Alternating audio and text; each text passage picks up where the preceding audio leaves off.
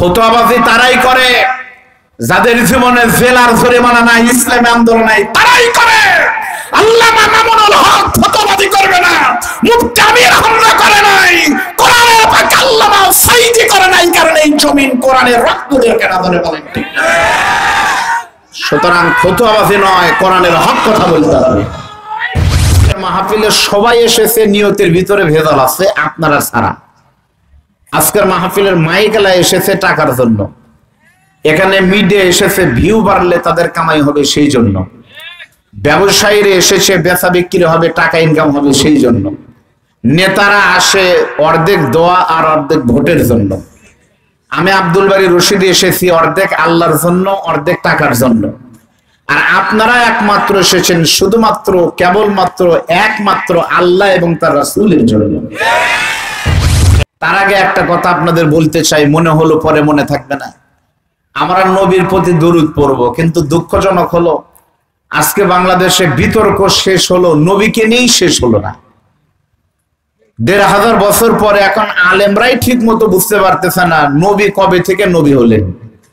আজকে ফেসবুকে একটা হট আইটেম হলো, মাওলানা গিয়াসউদ্দিন তাহেরি সাহেব বলতেছে জন্মের আগে থেকে সৃষ্টির শুরু থেকে নবী আমার নবী ছিলেন, রাসূল ছিলেন, আর প্রকাশ পেয়েছে ৪০ বছর বয়সে।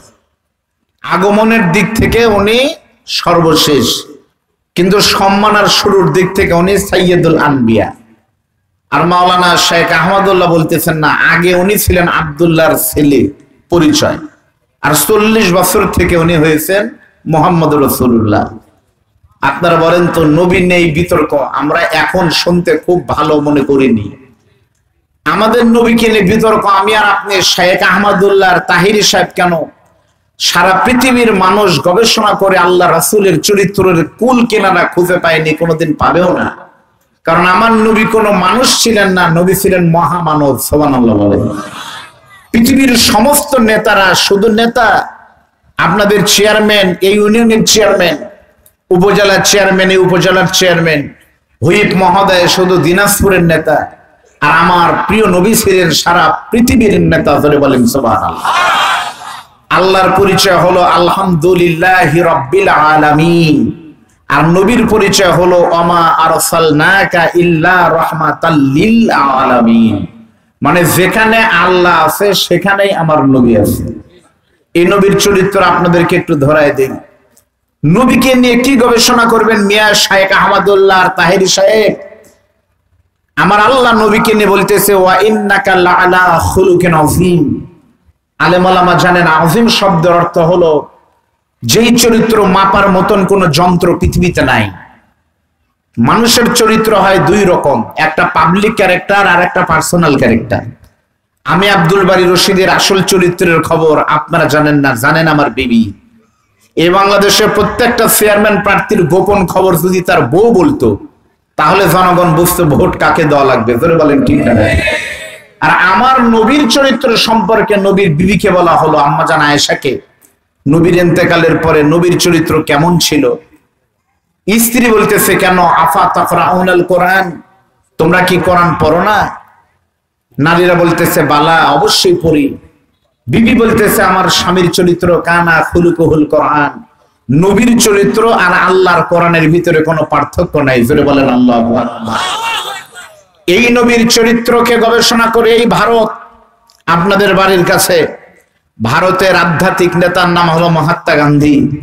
গান্ধীজি চিন্তা করেছে মুসলমানদের নবীকে নিয়ে একটু জানা দরকার।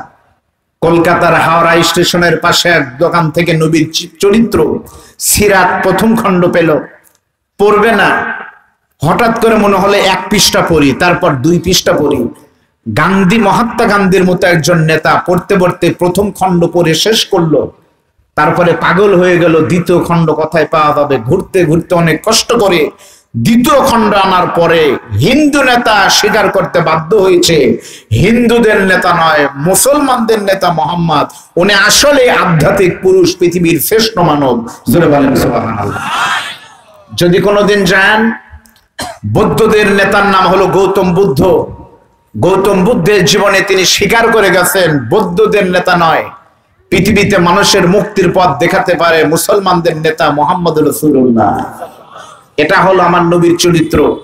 আমি কোনোদিন যাইনি, ইন্টারনেটে আপনারা দেখেছেন, দেখবেন লন্ডনের সেন্ট্রাল মিউজিয়ামের গেটে বড় করে লেখা আছে, বড় করে, খ্রিস্টানদের দেশে, as a father, as a teacher, as a lawyer, as a reformer of society, the prophet Mohammad Superman of the world. বাবা হিসাবে, নেতা হিসাবে, রাজনীতিবিদ হিসাবে সফল নেতার নাম হলো মুহাম্মদ রাসূলুল্লাহ সাল্লাল্লাহু আলাইহি ওয়াসাল্লাম। আজকের বিতর্ক এখানে মিডিয়ার মাধ্যমে লক্ষ লক্ষ ভিউ হবে। আমি শায়েখ আহমদুল্লাহকে লক্ষ্য করে বলতেছি না, আর তাহিরি সাহেবকে লক্ষ্য করে বলতেছি না। বলতে চাই, আমার নবীর ইজ্জত আল্লাহ দিয়েছে, আপনি আর আমি খাটো করার কেউ না। ধরে বলেন কথা ঠিক করে। আমার নবী রাসূল হিসেবে আত্মপ্রকাশ পেলেন 40 বছর বয়সে, ঠিক, কিন্তু আদম আলাইহিস সালাম থেকে শুরু করে প্রত্যেকটা পয়গম্বরকে জানিয়ে দেওয়া হয়েছিল তোমাদের শেষ নবী, শ্রেষ্ঠ নবী মুহাম্মদ রাসূলুল্লাহ আসতেছেন। সুতরাং আমার নবী হঠাৎ করে 40 বছর বয়সে বের হন নাই। এই নবী তখন থেকে, যখন থেকে আল্লাহ তাআলা সৃষ্টির শুরু থেকে নবীকে পাঠাবেন মানবতার জন্য, এই পরিকল্পনা আল্লাহর। এজন্য বলা হয় আন নাবিয়্যু নাবিয়ান লাও কানা সাবিয়ান, নবী আমার মতো আর তোমার মতো হুজুর নয়। চলে বলেন কথা ঠিক না? নবী মানে কি? আমরা দরুদে বললাম আল্লাহুম্মা সাল্লি আলা সাইয়্যিদিনা। সাইয়্যিদ শব্দের অর্থ হলো নেতা, আর সাইয়্যিদিনা এক আলিফ টান, আরবি গ্রামার অনুযায়ী এক আলিফ টান হলে হলো সবার নেতা, সকলের নেতার নাম মুহাম্মদ রাসূলুল্লাহ। কিন্তু বাংলাদেশের মানুষ আজকে এখানে এসে আমাকে বলতেছে, হুজুর আমরা কোন দিকে যাব? আপনারাই নবীকে নিয়ে গন্ডগোল করতেছেন। নবীকে নিয়ে বিতর্ক করে তারা, যাদের অন্য কোনো কাজ নাই তারা। জোরে বলেন কথা ঠিক না? কাজ না থাকলে কি হবে? ছেলে শুধু অন্যায় কাজ করে, বাবা বলছে তাহলে একটা কাজ করো, হাফ কেজি চাল আর হাফ কেজি মসুরের ডাল এক জায়গায় করো। করার পর বলতেছে এবার পৃথক করো, আলাদা করো। কাজ যেহেতু নাই, একটা কাজ দিয়ে দিল। মাওলানা গিয়াসউদ্দিন তাহিরি সাহেব ফতোয়া কবাদি করা সম্ভব, সহজ। এই বাংলার মাটিতে হিন্দুরা বসবাস করে, করতেই পারে, আমাদের কোনো আপত্তি নাই। খ্রিস্টানদের বসবাসের জায়গা থাকতেই পারে, এখানে আমাদের বাধার কিছু নাই। ইহুদিরা থাকতে পারে, আমাদের কোনো আপত্তি নাই। কাদিয়ানীরাও থাকতে পারে, আমাদের কোনো আফসোস নাই, আপত্তি নাই। কিন্তু ব্যাপার হলো, এই বাংলাদেশে কাদিয়ানীরা স্বীকার করে, কাদিয়ানীদের নাম হলো, তার বিশ্বাস করে মুহাম্মদ সাল্লাল্লাহু আলাইহি ওয়াসাল্লাম শেষ নবী নয়, বরং গোলাম আহমদ কাদিয়ানী হলেন শেষ নবী। অথচ বহাল তবিয়তে কাদিয়ানীরা বাংলাদেশে আছে। কাদিয়ানীরা বাংলাদেশে 1 কোটি না 10 কোটি থাকলে আমাদের আপত্তি নাই, তবে আলাদা ধর্মের ঘোষণা দিয়ে থাকতে হবে। ইসলামের ঘোষণা দিয়ে কাদিয়ানীরা বাংলাদেশে বসবাস করতে পারে না। এই ঠাকুরগাঁও নয়, পঞ্চগড়ে 2 বছর আগে কাদিয়ানীদের সম্মেলন হবে। সেই সম্মেলনে দেশের কওমি মাদ্রাসার বড় বড় আলেম ওলামারা, আলিয়া মাদ্রাসার বড় বড় আলেমরা, জামাত ইসলামের বড় বড় আলেমরা, আল্লাহর নবীর আশেক পাগলেরা বলল এই কাদিয়ানীদের সমাবেশ বন্ধ করতে হবে। কাদিয়ানীদের অমুসলিম ঘোষণা করে তারপর সম্মেলন করুক, আফসোস নাই। এখন পর্যন্ত তাহির সাহেব কোনোদিন কাদিয়ানীদেরকে বেঈমান আর কাফের ঘোষণার জন্য রাজপথে বের হতে দেখিনি। শেখ আহমদুল্লাহ সাহেব ইন্টারনেট ব্যবহার করা জায়েজ না না জায়েজ ফতোয়া আপনি দিতেই পারেন। রাস্তা দিয়ে হেঁটে যাচ্ছেন, রাজহাঁসের ডিম করে পেলেন, রাজহাঁসের ডিম খাওয়া জায়েজ না না জায়েজ, এই ফতোয়া দেওয়া সম্ভব। ঘরের ভিতরে ফতোয়া দেওয়া সম্ভব। নবীর ইজ্জতের জন্য, কোরআনের জন্য, আল্লাহর জমিন, আল্লাহর দ্বীন কায়েমের জন্য হাসি মুখে রক্ত দিয়ে শাহাদাতের পেয়ালা পান করা বড় কঠিন। এই বাংলাদেশ রক্ত দিয়ে কেন বাংলাদেশে ফতোয়াবাজি যে হুজুরেরা করবে তাদের বয়কট করতে হবে। এই বাংলাদেশ হলো মুসলমানের বাংলাদেশ, ইসলামী আন্দোলনের বাংলাদেশে কোন তেলতেলা হুজুরকে ফতোয়াবাজি করে তাদেরকে ছেড়ে দেওয়া হবে না। ধরে বলেন কথা ঠিক না?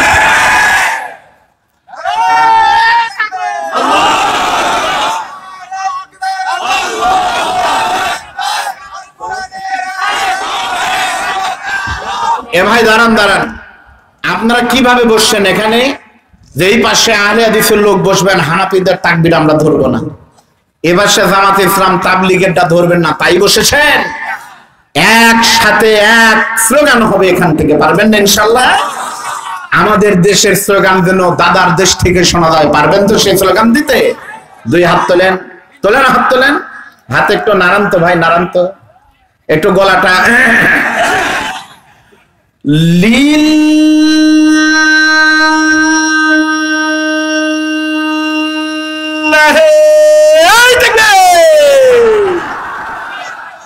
খারাপ করলেন? ফতোয়াবাজি তারাই করে যাদের জীবনে জেলার জরিমানা নাই, ইসলামী আন্দোলন নাই, তারাই করে। আল্লামা মামুনুল হক ফতোয়াবাজি করবে না, মুফতি আমির হামজা করে নাই, কোরআনের পাক আল্লামা সাইদি করে নাই, কারণ এই জমিন কোরআনের রক্ত দিয়ে কেনা ধরে বলেন ঠিক না? সুতরাং ফতোয়াবাজি নয়, কোরআনের হক কথা বলতে হবে।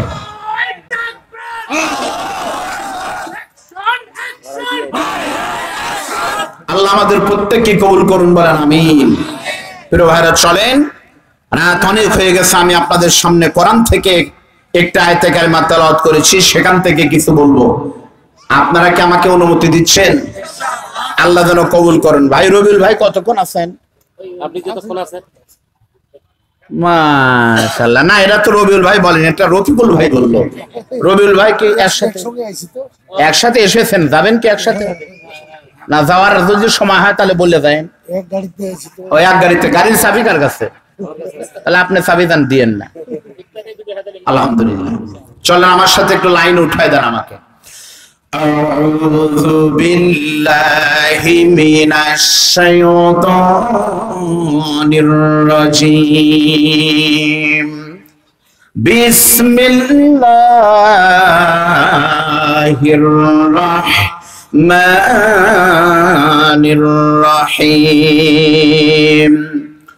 قل يا عبادي الذين أسرفوا على أنفسهم لا تقنطوا من رحمة الله إن الله يغفر الذنوب جميعا إنه هو الغفور الرحيم।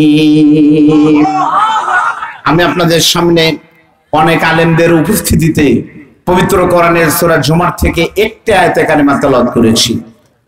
অল্প সময় আলোচনা করা হবে, সার গর্ব একটা বিষয় ভিত্তিক আলোচনা করব।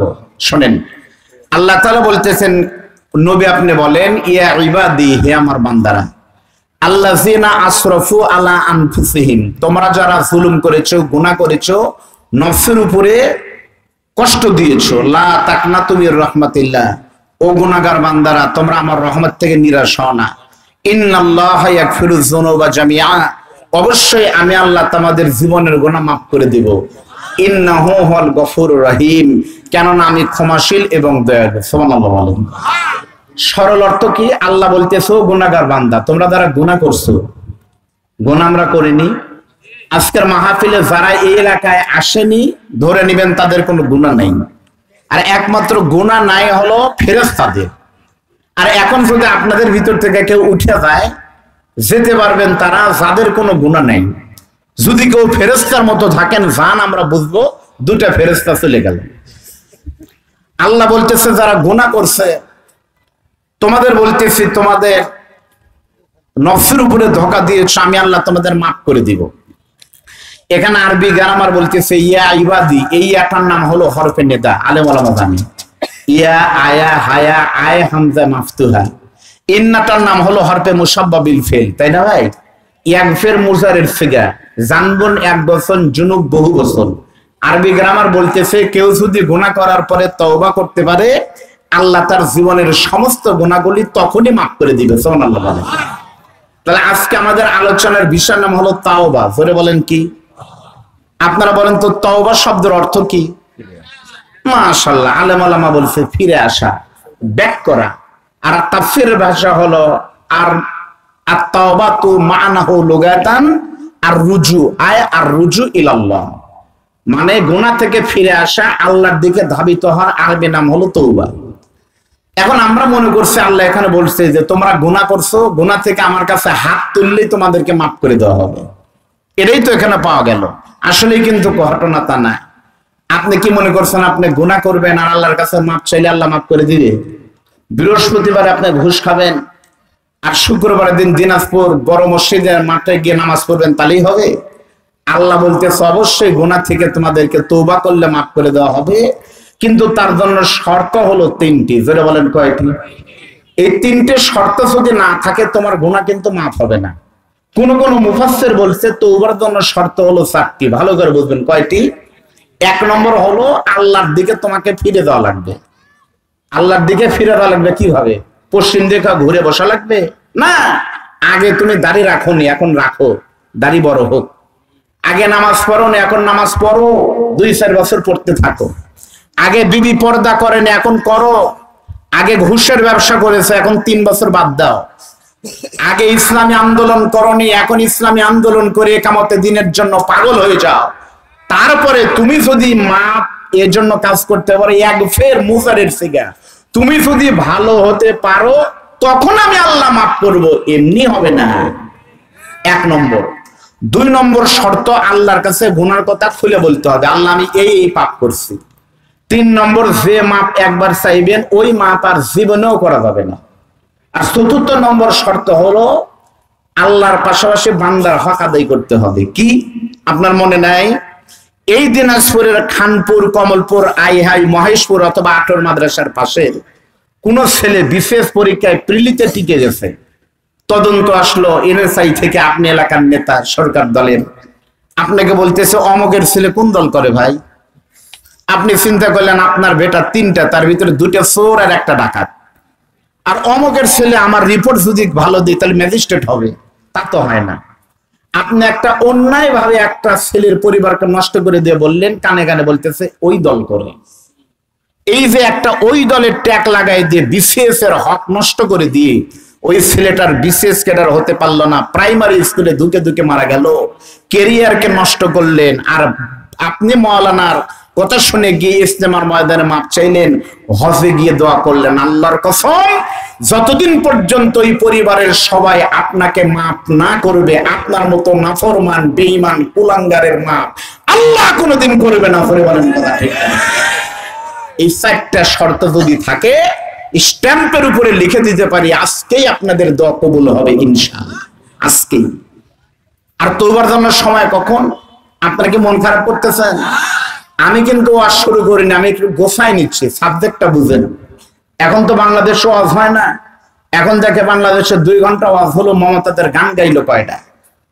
আমরা বিশ্ববিদ্যালয়ে পড়েছি ভাই, আমরাও ধরা খেয়ে গেছি বাজারের বক্তাদের কাছে।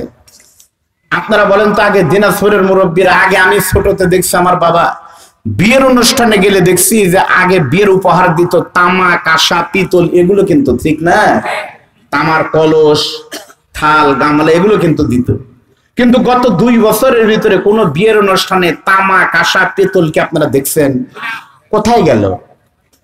সবগুলো মায়ের হয়ে গেছে আরএফএল প্লাস্টিকের কাছে। বলেন কথা ঠিক? আরএফএল প্লাস্টিকের জন্য তামা পর্যন্ত আউট হয়ে গেছে। তো এখন মমতাদের গান গায়, বিড়ি খাওয়ার স্টাইল দেখায়, কে কাকে কাফের বলতে পারে, এই সকল বক্তাদের কাছে বড় বড় বক্তারা মার্কেট নাই। ফিরে বলেন কথা ঠিকঠাক? তা আমি ছোট মানুষ, একটা সাবজেক্ট শোনেন, তওবা কাকে বলে দেখাই দিব আজকে। নবী বলেছেন কুল্লুকুম খাত্তাউন ওয়া খায়রুল খাত্তাইনা আত-তাওয়াবুন। সকলেই গুনাহ করছে, কিন্তু সবচেয়ে দামি বান্দা যে গুনাহ করার পরে মন থেকে তওবা করে, যখনই পাপ করবে তখনই, পরে নয়। সুবহানাল্লাহ মানে। তাহলে বলেন তওবার জন্য শর্ত কয়টি? আরো জোরে, সময় কয়টি? 1টি। কখন? গুনার সঙ্গে সঙ্গে মাপ পাওয়া লাগবে। কোন মানুষ যদি তওবা করার সময় যদি 4টা শর্ত ঠিক রাখে আর একটা সময় ঠিক রাখতে পারে, আমি চ্যালেঞ্জ দিয়ে বলতে পারি আপনার গুনাহ তখনই মাফ হয়ে যাবে। ধরে বলেন সুবহানাল্লাহ। না মানে গুলো ভাই বসেন। আপনি বলবেন হুজুর আমার গুনাহ আল্লাহ মাফ করে দিবে, তার দলিল কি? দলিল বোঝানোর জন্য আমি আপনাদের সামনে ছোট্ট একটা হাদিস নিয়ে এসেছি, মনোযোগ দিয়ে শুনবেন। এখন থেকে 1500 বছর আগের হাদিস। হাদিস মানে কি? 500 বছর আগের হাদিস মানে হলো বয়স লাগবে কত? যেরকম প্রখ্যাত মুফাসসির, প্রখ্যাত মুহাদ্দিস নাম হলো সুফি আবুল লাইস সামরকান্দি রাহমাতুল্লাহ আলাইহি বর্ণনা করেন 1500 বছর আগে একদিন সকালবেলা আল্লাহ নবীর জান্নাতি 10 জন সাহাবীকে বলা হয় খুলাফায়ে রাশিদিন। এই 10 জনের ভিতরে আবার শ্রেষ্ঠ 4 জনকে বলা হয় কিন্তু আশারে মুবাশশারা সেরা 10 জন, এর ভিতরে শ্রেষ্ঠ 4 জন হলো খুলাফায়ে রাশিদিন। এই খুলাফায়ে রাশিদিনের 4 জন সাহাবীর ভিতরে আল্লাহ নবীর জান্নাতি 2 নম্বর সাহাবী নাম হলো আমিরুল মুমিনিন হযরত ওমর। আল্লাহ নবীর জান্নাতি সাহাবী 10 জন। এই 10 জনের ভিতরে সেরা আবার 4 জন। 4 এর ভিতরে 2 নম্বর সাহাবীর নাম কি আপনারা জানেন না?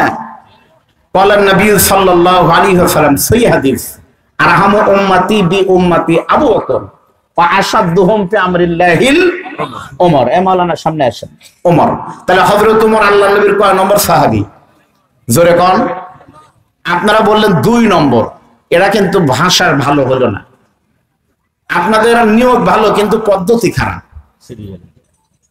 2 নম্বর মানে কি? আমাদের বগুড়াতে কালকে নির্বাচন হলো, গতকাল। আমি নিজে শুনছি, আমার মাদ্রাসায় কাহালু চাকরি করি। আমি বললাম ভাই কাকে ভোট দিবেন? 4 জন প্রার্থীর ভিতরে লোকজন সিরিয়াল করতেছে যে উনি 1 নম্বর, উনি 2 নম্বর। আমি বললাম ভাই 2 নম্বর কেন বলতেছে? চরিত্রের সমস্যা আছে। তার মানে আমাদের বগুড়াতে লেনদেন খারাপ হলে, চরিত্রের সমস্যা হলে বলে 2 নম্বর। তো হযরত ওমরের এরকম কোন সমস্যা আপনাদের কাছে আছে নাকি? এমন যদি হতো আমার দেশের শাসক হতো ওমরেরই মতো, সেই দিন সেই শাসক হতো। কিন্তু হযরত ওমর হলেন 2 নম্বর না 2 নম্বর। কয় নম্বর? 2 আর 2 এর ভিতরে কি পার্থক্য? আমাকে অনেকে জিজ্ঞাসা করে, হুজুর আপনি কি মাওলানা বজলুর রশিদ হুজুরের জামাই? আমি বলি হ্যাঁ ভাই জামাই। আমাকে তখন বলে আপনার কয় নম্বর জামাই? আজকে কিন্তু বলছে। আপনি বললেন না, কে বললো? আপনি বললে। এই হুজুর বলে দেখেন। আমি তখন মনে মনে হাসছি, ভাইয়ের কথা শুনে একটা মিলে গেছে। আমাকে বলতেছে আপনি ওনার কয় নম্বর জামাই? আসলে ওনার ছেলে নাই, ওনার মেয়ে হলো 3টি। ভাগ্যক্রমে আমি আমার মাঝখানের মেয়েকে বিয়ে করছি, 2য় মেয়েকে। এজন্য যখন আমাকে বলে আপনি ওনার কয় নম্বর জামাই, আমি তখন বলি ভাই আমি কোনোদিনও বলি না আমি 2 নম্বর। আমি তখন বলি ভাই আমি হুজুরের 2য় নম্বর জামাই। তাহলে 2 নম্বর আর 2য় নম্বর মানে কি? আপনি কোন নেতাকে বলে দেখেন এই আপনি তো 2 নম্বর নেতা, দেখেন কি হয়। তাহলে বলেন তো হযরত ওমর কয় নম্বর? এখন থেকে 1500 বছর আগে সেই 2 নম্বর সাহাবী হযরত ওমর সকালবেলা আল্লাহর নবীর সঙ্গে দেখা করার জন্য যখন রওনা দিয়েছে, রাস্তার ভিতরে যাওয়ার সময় হযরত ওমর খেয়াল করতেছেন একজন যুবক মানুষ রাস্তার ধারে বসে থেকে চোখের পানি ফেলে শুধু আহাজারি করে কাঁদতেছে। বুঝবেন, হাদিস কিন্তু শোনাচ্ছি বাংলা দিয়ে। হযরত ওমর দেখতেছেন একটা যুবক কাঁদতেছে, সঙ্গে সঙ্গে হযরত ওমর কিন্তু আর 1 কদম সামনে যেতে পারেননি। আস্তে করে যুবকের পাশে দাঁড়ায় কিছুক্ষণ পর বলতেছে আসসালামু আলাইকা ইয়া আব্দুল্লাহ। কিছুক্ষণ পর বলতেছে ভাইজান মা ইসমুকা। 2 নম্বর প্রশ্ন করেছে মান আনতা, আর 3 নম্বর প্রশ্ন করেছে মা ইয়াকুকা ইয়া শাবাব। তার মানে সালাম দেওয়ার পর বলতেছে ভাই তুমি কে? 2 নম্বর প্রশ্ন করেছে তোমার নাম কি, আর 3 নম্বর প্রশ্ন করেছে তোমার কি হয়েছে তুমি একটু বলো তো। তোমাকে কোন কাফের যদি মেরে থাকে তাহলে আমাকে বলো। আমি খাত্তাবের ছেলে ওমর বলতেছি, যেদিন থেকে আমি কালেমা গ্রহণ করেছি ওই দিন থেকে নিয়ত করেছে আমি ওমর যতদিন বেঁচে থাকবো এই মক্কার জমিনে কোন কাফের মুসলমানকে কিছুই করবে না। এই পৃথিবীতে এখন আর কোন মানুষের দরকার না, আল্লাহর কসম। আমি আব্দুল বারী রশিদের মতো লক্ষ আব্দুল বারী রশিদ যদি মারাও যায় ইসলামের তেমন কোনো ক্ষতি হবে না দোস্ত। এই জমিনে এই পৃথিবীতে মুসলমানদের জন্য আর একজন ওমরের দরকার। জোরে বলেন কথা ঠিক? এক ওমরের দরকার মিয়া। ভাগ্য তো এমনি পুরিনি আমি মুসলমান আপনি মুসলমান, দেখেন কি হয়। এখন পর্যন্ত দিনাজপুরের ভাইরা বলেন তো হিন্দুদের 12 মাসে 13 পূজা, তারপরে কোন হিন্দুদের ভিতরে কোনদিন মতভেদ দেখছেন যে দুর্গার 9 হাত, কেউ বলছে 10 হাত, কেউ বলছে 12 হাত, সব জায়গায় 10 হাত, ঠিক না? আর মুসলমানদের বেঈমান মুসলমান অকৃতজ্ঞ আমি আর আপনি কত বড় বেঈমান দেখেন। মাত্র 2 দিন আগে সারা পৃথিবীর 150 কোটি মুসলমানকে শোকের সাগরে ভাসিয়ে পাড়ি দিলেন ইরানের আধ্যাত্মিক নেতা, ইরানের প্রেসিডেন্ট বিদায় নেয়নি, দেখেননি? নাম কি? Ebrahim Raisi. ইব্রাহিম রাইসি শাহাদত বরণ করলেন। ফেসবুকে দেখলাম কিছু হুজুর বলতেছে ইব্রাহিম রাইসি শিয়া ছিলেন, ওনার মারা দরকার নেই, ইন্না লিল্লাহ বলা দরকার নাই, উনি জাহান্নামে যাবে। মনে হয় জাহান্নাম আর বাপের ওই ইচ্ছা করলে জাহান্নাম আর জান্নাতে দিতে পারে, ঠিক না? ঠিক বলে। ইব্রাহিম রাইসি হেলিকপ্টার অ্যাক্সিডেন্ট করে মারা গেল। বিশ্বাস করেন এই মুহূর্তে ইরানের প্রেসিডেন্ট ইব্রাহিম রাইসি মারা যাওয়ার মাধ্যমে সারা পৃথিবী একজন অভিভাবক হারিয়েছে। এত বড় ক্ষতি আর কোনোদিন পোষানো সম্ভব নয়। বলেন কথা ঠিক না?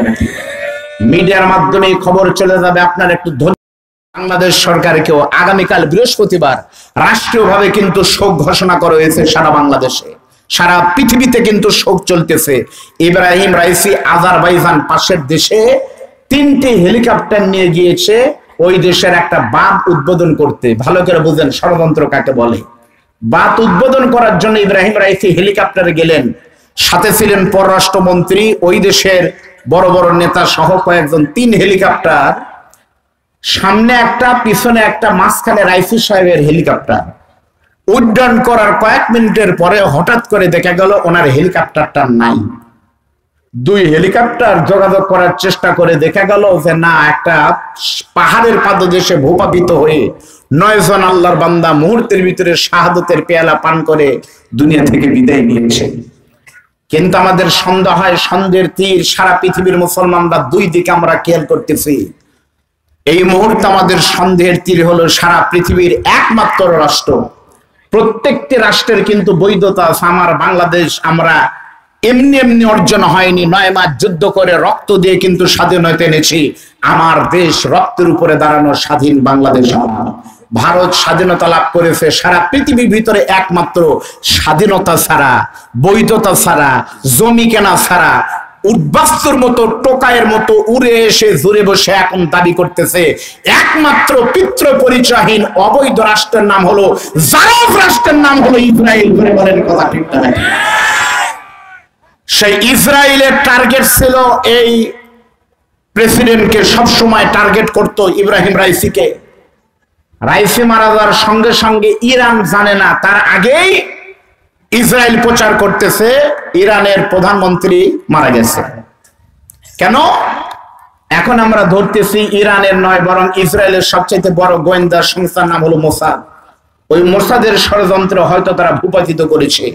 আর 2 নম্বর এর আমাদের চিহ্ন হলো, টার্গেট হলো আমেরিকা। কারণ যেই হেলিকপ্টারটি ছিল, এই হেলিকপ্টারটা আমেরিকার তৈরি। হেলিকপ্টারটা 60-এর দশকে আমেরিকা থেকে এনেছে।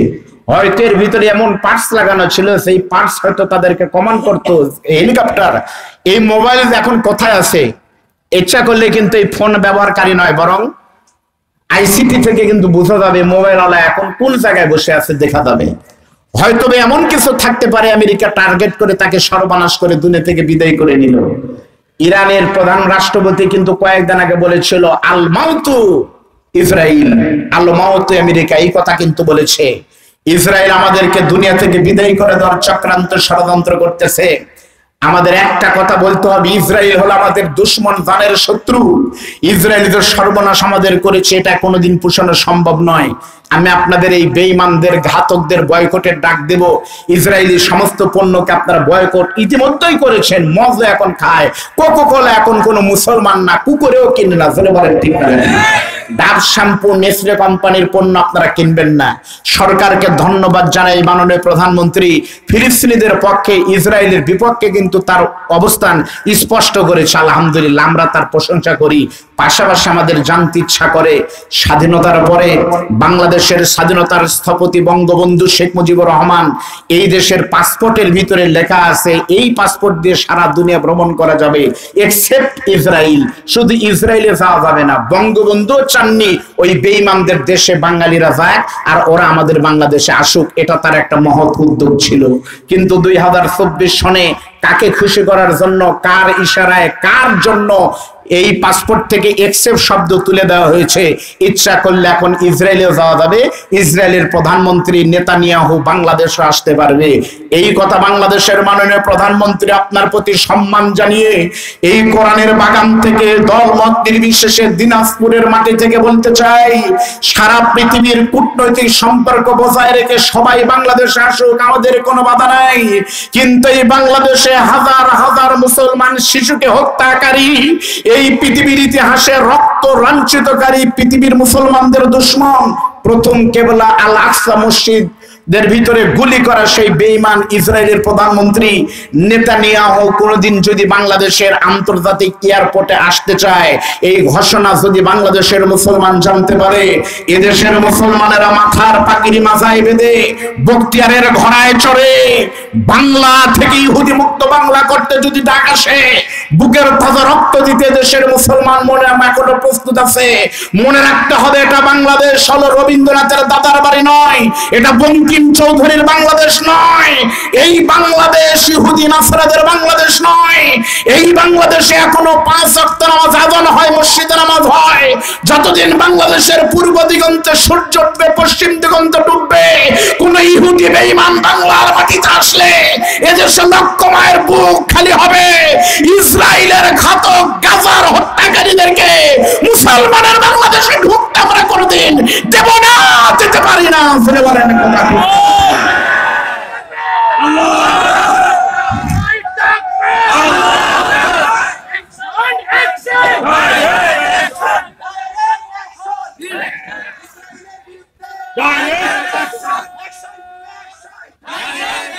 আল্লাহ কবুল করেন, বলেন আমিন। ইসরায়েলকে বয়কট, ইসরায়েলের সাথে আর একটা দেশের নাম নিয়ে দাদাদেরকেও বয়কট। ফিরে বলেন কথা ঠিক না ব্যাঠিক? দাদাদেরকেও বয়কট। আমি কয়েকদিন আগে ভারতে গিয়েছিলাম, ভারতে গিয়ে দার্জিলিং ঘুরলাম। দার্জিলিং এ ফ্যান লাগে না, এসিও নাই, সব ভালো, শুধু দার্জিলিং এ আজান শোনা যায় না, মসজিদে নাই, মসজিদে নাই ভারতে। এখন বয়কট করতে গিয়ে দেখতেছি বাংলাদেশে ইন্ডিয়ান পণ্যের চাইতে ইন্ডিয়ান দালাল বেশি। সব দালালদের বয়কট করা হবে, মুসলমানের বাংলাদেশে কোন দালালের ঠিকানা থাকবে না ইনশাআল্লাহ। মন খারাপ করতেছেন আপনারা? হযরত ওমর তখন সালাম দিয়ে বলতেছে, ভাই তুমি কে? ওই যুবকটা তখন চোখের পানি ফেলায় বলতেছে, ওমর রে, আমি কে, আমি কেন কাঁদতেছি, আমার কি হয়েছে? এই কথা তোমাকে বলে কোনো লাভ নাই, আমার কষ্টের কথা আমি খুলে বলবো যদি আমি আল্লাহর নবীর দেখা পাই। হযরত ওমর তখন বলতেছে, ভাই কোনো টেনশন করো না, আল্লাহ তাহজান, কোনো টেনশন করো না, তুমি আমার সঙ্গে আসো, তোমাকে আমি নবীর কাছে নিয়ে যাব। কিছুক্ষণ পর হযরত ওমর যখন যুবককে আল্লাহর নবীর কাছে নিয়ে গেছে, আল্লাহর নবী খেয়াল করে দেখতেছে যুবকটা চোখের পানি ফেলায় শুধু হাউমাউ করে কাঁদতেছে। নবী তখন ডাকতে বলতেছে, বাবা তোমার কি হয়েছে? ওই যুবক তখন কাঁদতে কাঁদতে নবীকে ডাকতে বলতেছে, হাবিবুল্লাহ, আমার কান্নার কারণ হলো হুজুর, আমি অনেক বড় একটা গুনাহ করেছি। সুবহানাল্লাহ বলেন। আপনারা কিন্তু, আমি বললাম সুবহানাল্লাহ বলেন, আপনারা বললেন সুবহানাল্লাহ। আচ্ছা, গুনাহ করার কথা শুনলে সুবহানাল্লাহ বলবেন, তাহলে কেন সুবহানাল্লাহ বললেন? আমি বলতে বলছি, তাহলে যাই বলবে আয় রে, তারই সাথে যাই রে, বোঝার সোজা নাই রে। যে বলবে আমি ফেরেশতা, আমাকে ভোট দেন, 29টা দিকে তাকেই দিবেন, তাহলে সুবহানাল্লাহ বললেন কেন? বুঝে শুনে সুবহানাল্লাহ বলবেন, বুঝে শুনে ফিল মারবেন। তবে আপনাদের সুবহানাল্লাহর জন্য আর আপনাদের ভোটের জন্য যে ঠিকই থাকবে তা না, কাম আগেই হয় ভাই, কি করবে? খেয়াল করেন আমার দিকে, আমার বন্ধুগণ, আপনাদের বলতেছি, এই সুবহানাল্লাহ হলো সেই সুবহানাল্লাহ যে নবীর ওই সাহাবীটা কিন্তু অনুতপ্ত হয়েছে, ছোট একটা ত্রুটি করেছে, এটা কিন্তু ধরাও পড়েনি, কেউ জানেও না, নিজের থেকে অনুতপ্ত হয়ে বলতেছে, হুজুর আমি গুনাহ করেছি। আর আমরা নবীর উম্মতেরা কোন অপরাধ করে কি আমরা নিজে স্বীকার করি? কোনদিন কি স্বীকার করছি? না। খেয়াল করেন, আল্লাহর নবী, বিশ্ব নবী তখন বলতেছে, বাবা তুমি গুনাহ করছো, কিন্তু তুমি কি জানো না আমার আল্লাহ বলেছে লা তাকনাতু মির রাহমাতিল্লাহ, আলেম ওলামা জানেন লা কিন্তু নেহির থেকে আল্লাহ বলেছে গুনাহ করার পরে কোনো টেনশন করো না। কোনো বান্দা গুনার মতো গুনাহ করার পর যদি আমার কাছে মাপ চায় আমি আল্লাহ অবশ্যই তাদেরকে মাফ করে দিব। নবী বলতেছে বাবা তুমি গুনাহ করছো কিন্তু তুমি আল্লাহর রহমান নামের কাছে কেন মাপ চাও না, কেন তওবা করো না? ওই যুবকটা তখন কান্দার বলে নবীজি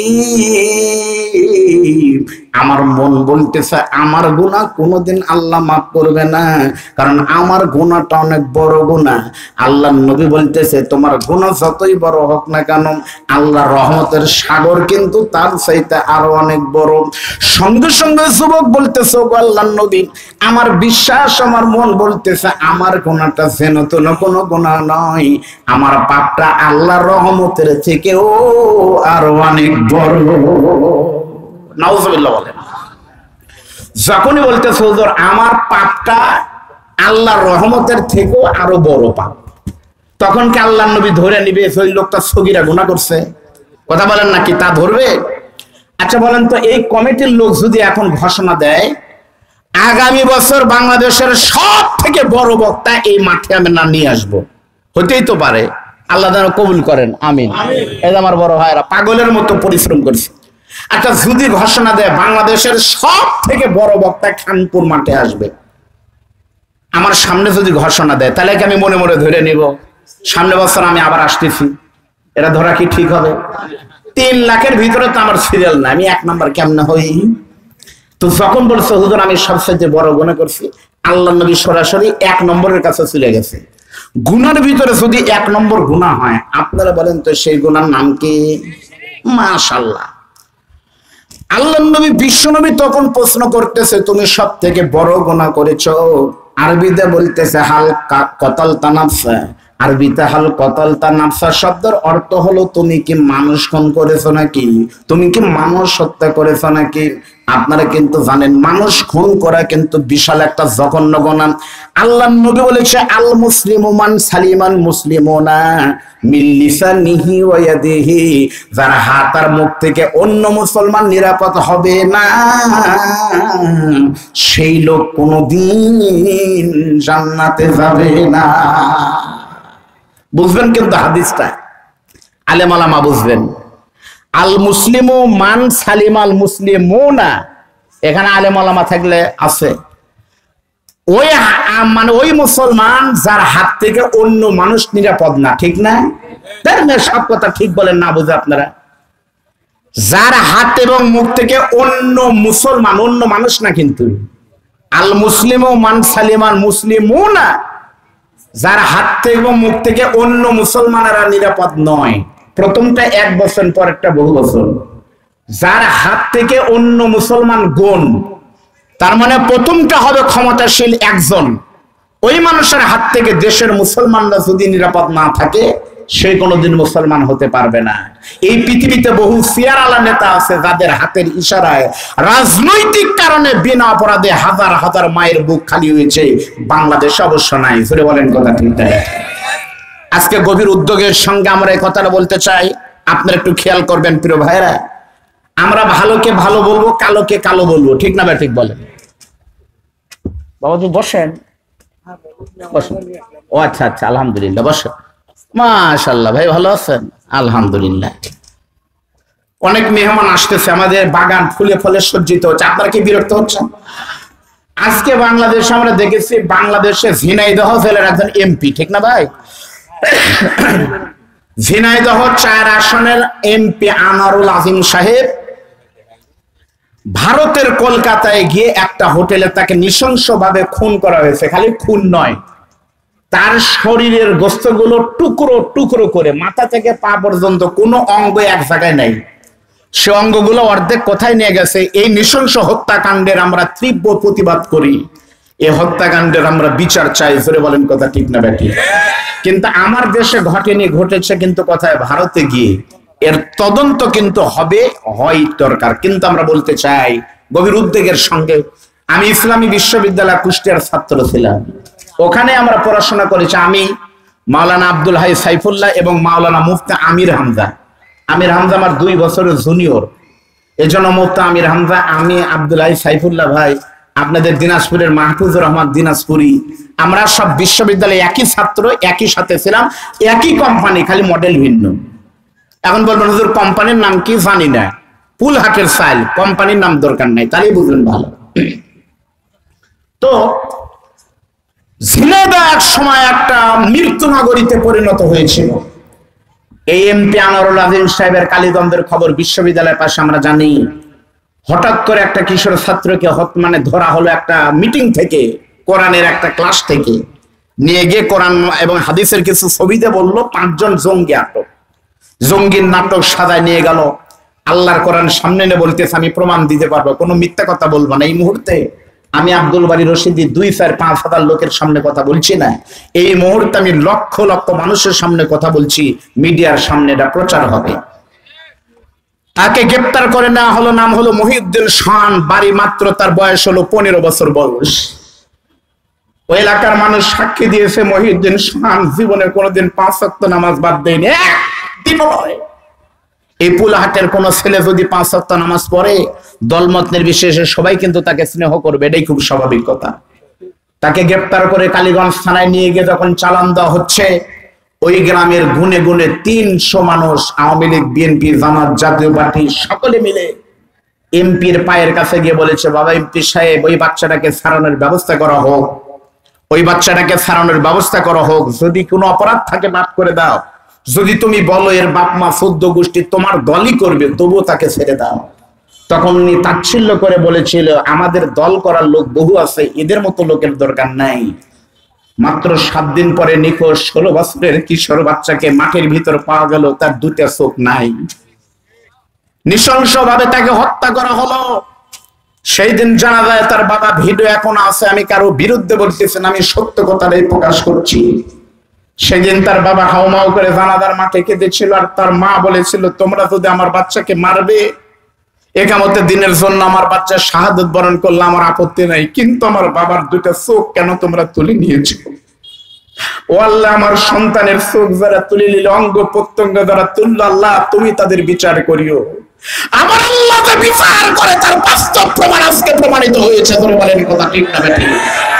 সুতরাং দল মত নির্বিশেষে বলবে, এমন কিছু করবেন না, মনে করবেন, মনে রাখবেন, টিট ফর টেট, কামা তাদিনুতু দান, ইট মারলে পাটকেল খেতে হয়। এই বাংলাদেশে নামাজ পড়ার জন্য কোন কিশোর বাচ্চা যদি গ্রেপ্তার হয়, হতেই পারে নবীর কামতের দিন আর তাওহীদ রিসালাতের কথা বলতে গিয়ে জঙ্গি হয়, আমি বড় জঙ্গি। কোরআনের কথা বলতে গিয়ে যদি কোনো মায়ের বুক খালি হয়, আব্দুল বারী মায়ের বুক খালি হবে।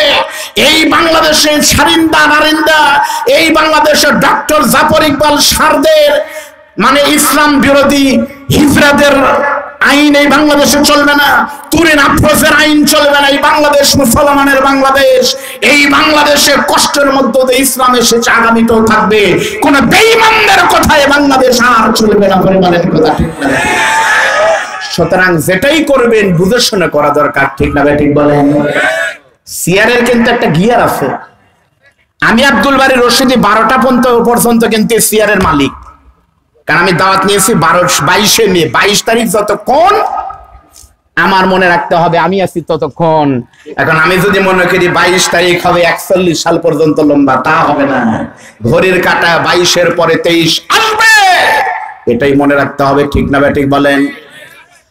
আল্লাহর নবী বিশ্ব নবী তখন বললেন, বাবা তুমি কি মানুষ মারছো নাকি? হাদিস শুনে নয় যুবকটা তখন চোখের পানি ফেলায় কান্দার বলে, নবী যে আমার গুনাহটা মানুষ খুন করার থেকে আরো জঘন্য গুনাহ। নবী তখন বলতেছে, কি মানুষ খুন করার চাইতে বড় গুনাহ? তখন আল্লাহর নবী আশ্চর্য হয়ে বলতেছে, হাল আশরাকতা বিল্লাহ। আলেম জানেন হাল আশরাকতা বিল্লাহ শব্দের অর্থ হলো তুমি কি শিরক করছো নাকি? আমার ভাইরা দলমত নির্বিশেষে সকলে বলবেন, আমার ভাইরা কিন্তু জানে এই পৃথিবীতে সমস্ত গুনাহ কিন্তু আল্লাহ মাফ করতে পারবে। সালাত ফরজ হওয়ার পর থেকে পড়েন নাই, আল্লাহ চাইলে মাফ করতে পারবে। যাকাত দেওয়ার কথা ছিল, যাকাত দেননি, আল্লাহ চাইলে মাফ করে দিবে। রোজা রাখার কথা ছিল, রোজা রাখেননি, মাফ করবে। কিন্তু জেনে শুনে কোনো মুসলমান যদি শিরক করে, আর জানার পরে শিরকের গুনাহ যদি মাপ না চায় আর আল্লাহ যদি মাপ না করে, ইন্না শিরকা লাযুলমুন আযীম, ইন্না মানে হলো অবশ্যই, তার মানে হলো আল্লাহ সব গুনাহ মাফ করতে পারবে, কিন্তু কোনদিন শিরকের গুনাহ কিন্তু আমার আল্লাহও মাফ করবে না। আমাদের বাংলাদেশে শিরক আছে না নাই জোরে বলতে হবে আপনাদের? নাই ভাই? আমাদের বাংলাদেশে শিরক মনে করে শিরক নাই, আমাদের বাংলাদেশে নেকি মনে করে শিরক আছে। দুই একটা বলি, আপনাদের দিনাজপুর আর আমার বাড়ি হলো নাটোর, আমাদের বিভাগ কিন্তু আলাদা, আপনারা রংপুর, আমার বাড়ি রাজশাহী। আমি বগুড়াতে থাকি, চাকরি করি বগুড়া, বাড়ি করেছি বগুড়া, বিয়ে করেছি বগুড়া, সব বগুড়া। তা আমার মনে আছে 5 বছর আগে আমার মা মোবাইল করে, বাবা নাই মা থাকে গ্রামে, আমাকে ফোন করে বলতেছে, বাবা তুমি যে 50টা লিচুর গাছ লাগাইছো, দিনাজপুরে লিচু ভালো হয় নাকি? লিচু এখন তো লিচুটাই আপনারা খালি মুখে বলতেছেন ভালো হয়। দিনাজপুরের এই যে আমার ভাই, বড় ভাই, নাম হলো রফিক ভাই, রফিক ভাই যদি আমাকে দাওয়াত দেওয়ার জন্য বগুড়ায় যায়, যদি বলে হুজুর বগুড়ার দই নাকি খুবই ভালো, তাহলে আমার মাথায় যদি মাল থাকে তাহলে বুঝবো রফিকুল ভাই চাচ্ছে হুজুর দই খিলেন। তাহলে আমি বারবার করে বলতেছি না আপনাদের দিনাজপুরের চাইল ভালো, পুলহাটের আর লিচু ভালো। আমার রফিকুল ভাই দেখেন রাগ করে কখন যেন বলবে 2 বস্তা চাউল এনে হুজুরের গাড়ি তুলে দাও, তাকে পাঠাই দিবা। আল্লাহু আকবার। তো আমার মা মোবাইল করে বলতেছে, বাবা তোমার বাগানের 50টা আম আর লিচুর গাছ ঝড়েতে সব শেষ। আমি তখন বাড়িতে গিয়ে দেখি সত্যি একটা গাছও দাঁড়ায় নাই, সবগুলো রুকুতে আর সেজদায় চলে গেছে। তখন আমি বেলারা কাজ করে ভাই, তাদের 2 জনকে বললাম, ভাই টাকা লাগবে কত? বলে হুজুর 2 জনকে 2000 টাকা দিবেন, আগামীকাল আসরের আগে সবগুলা দাঁড়ায় যাবে, সেজদায় কেউ আর থাকবে না।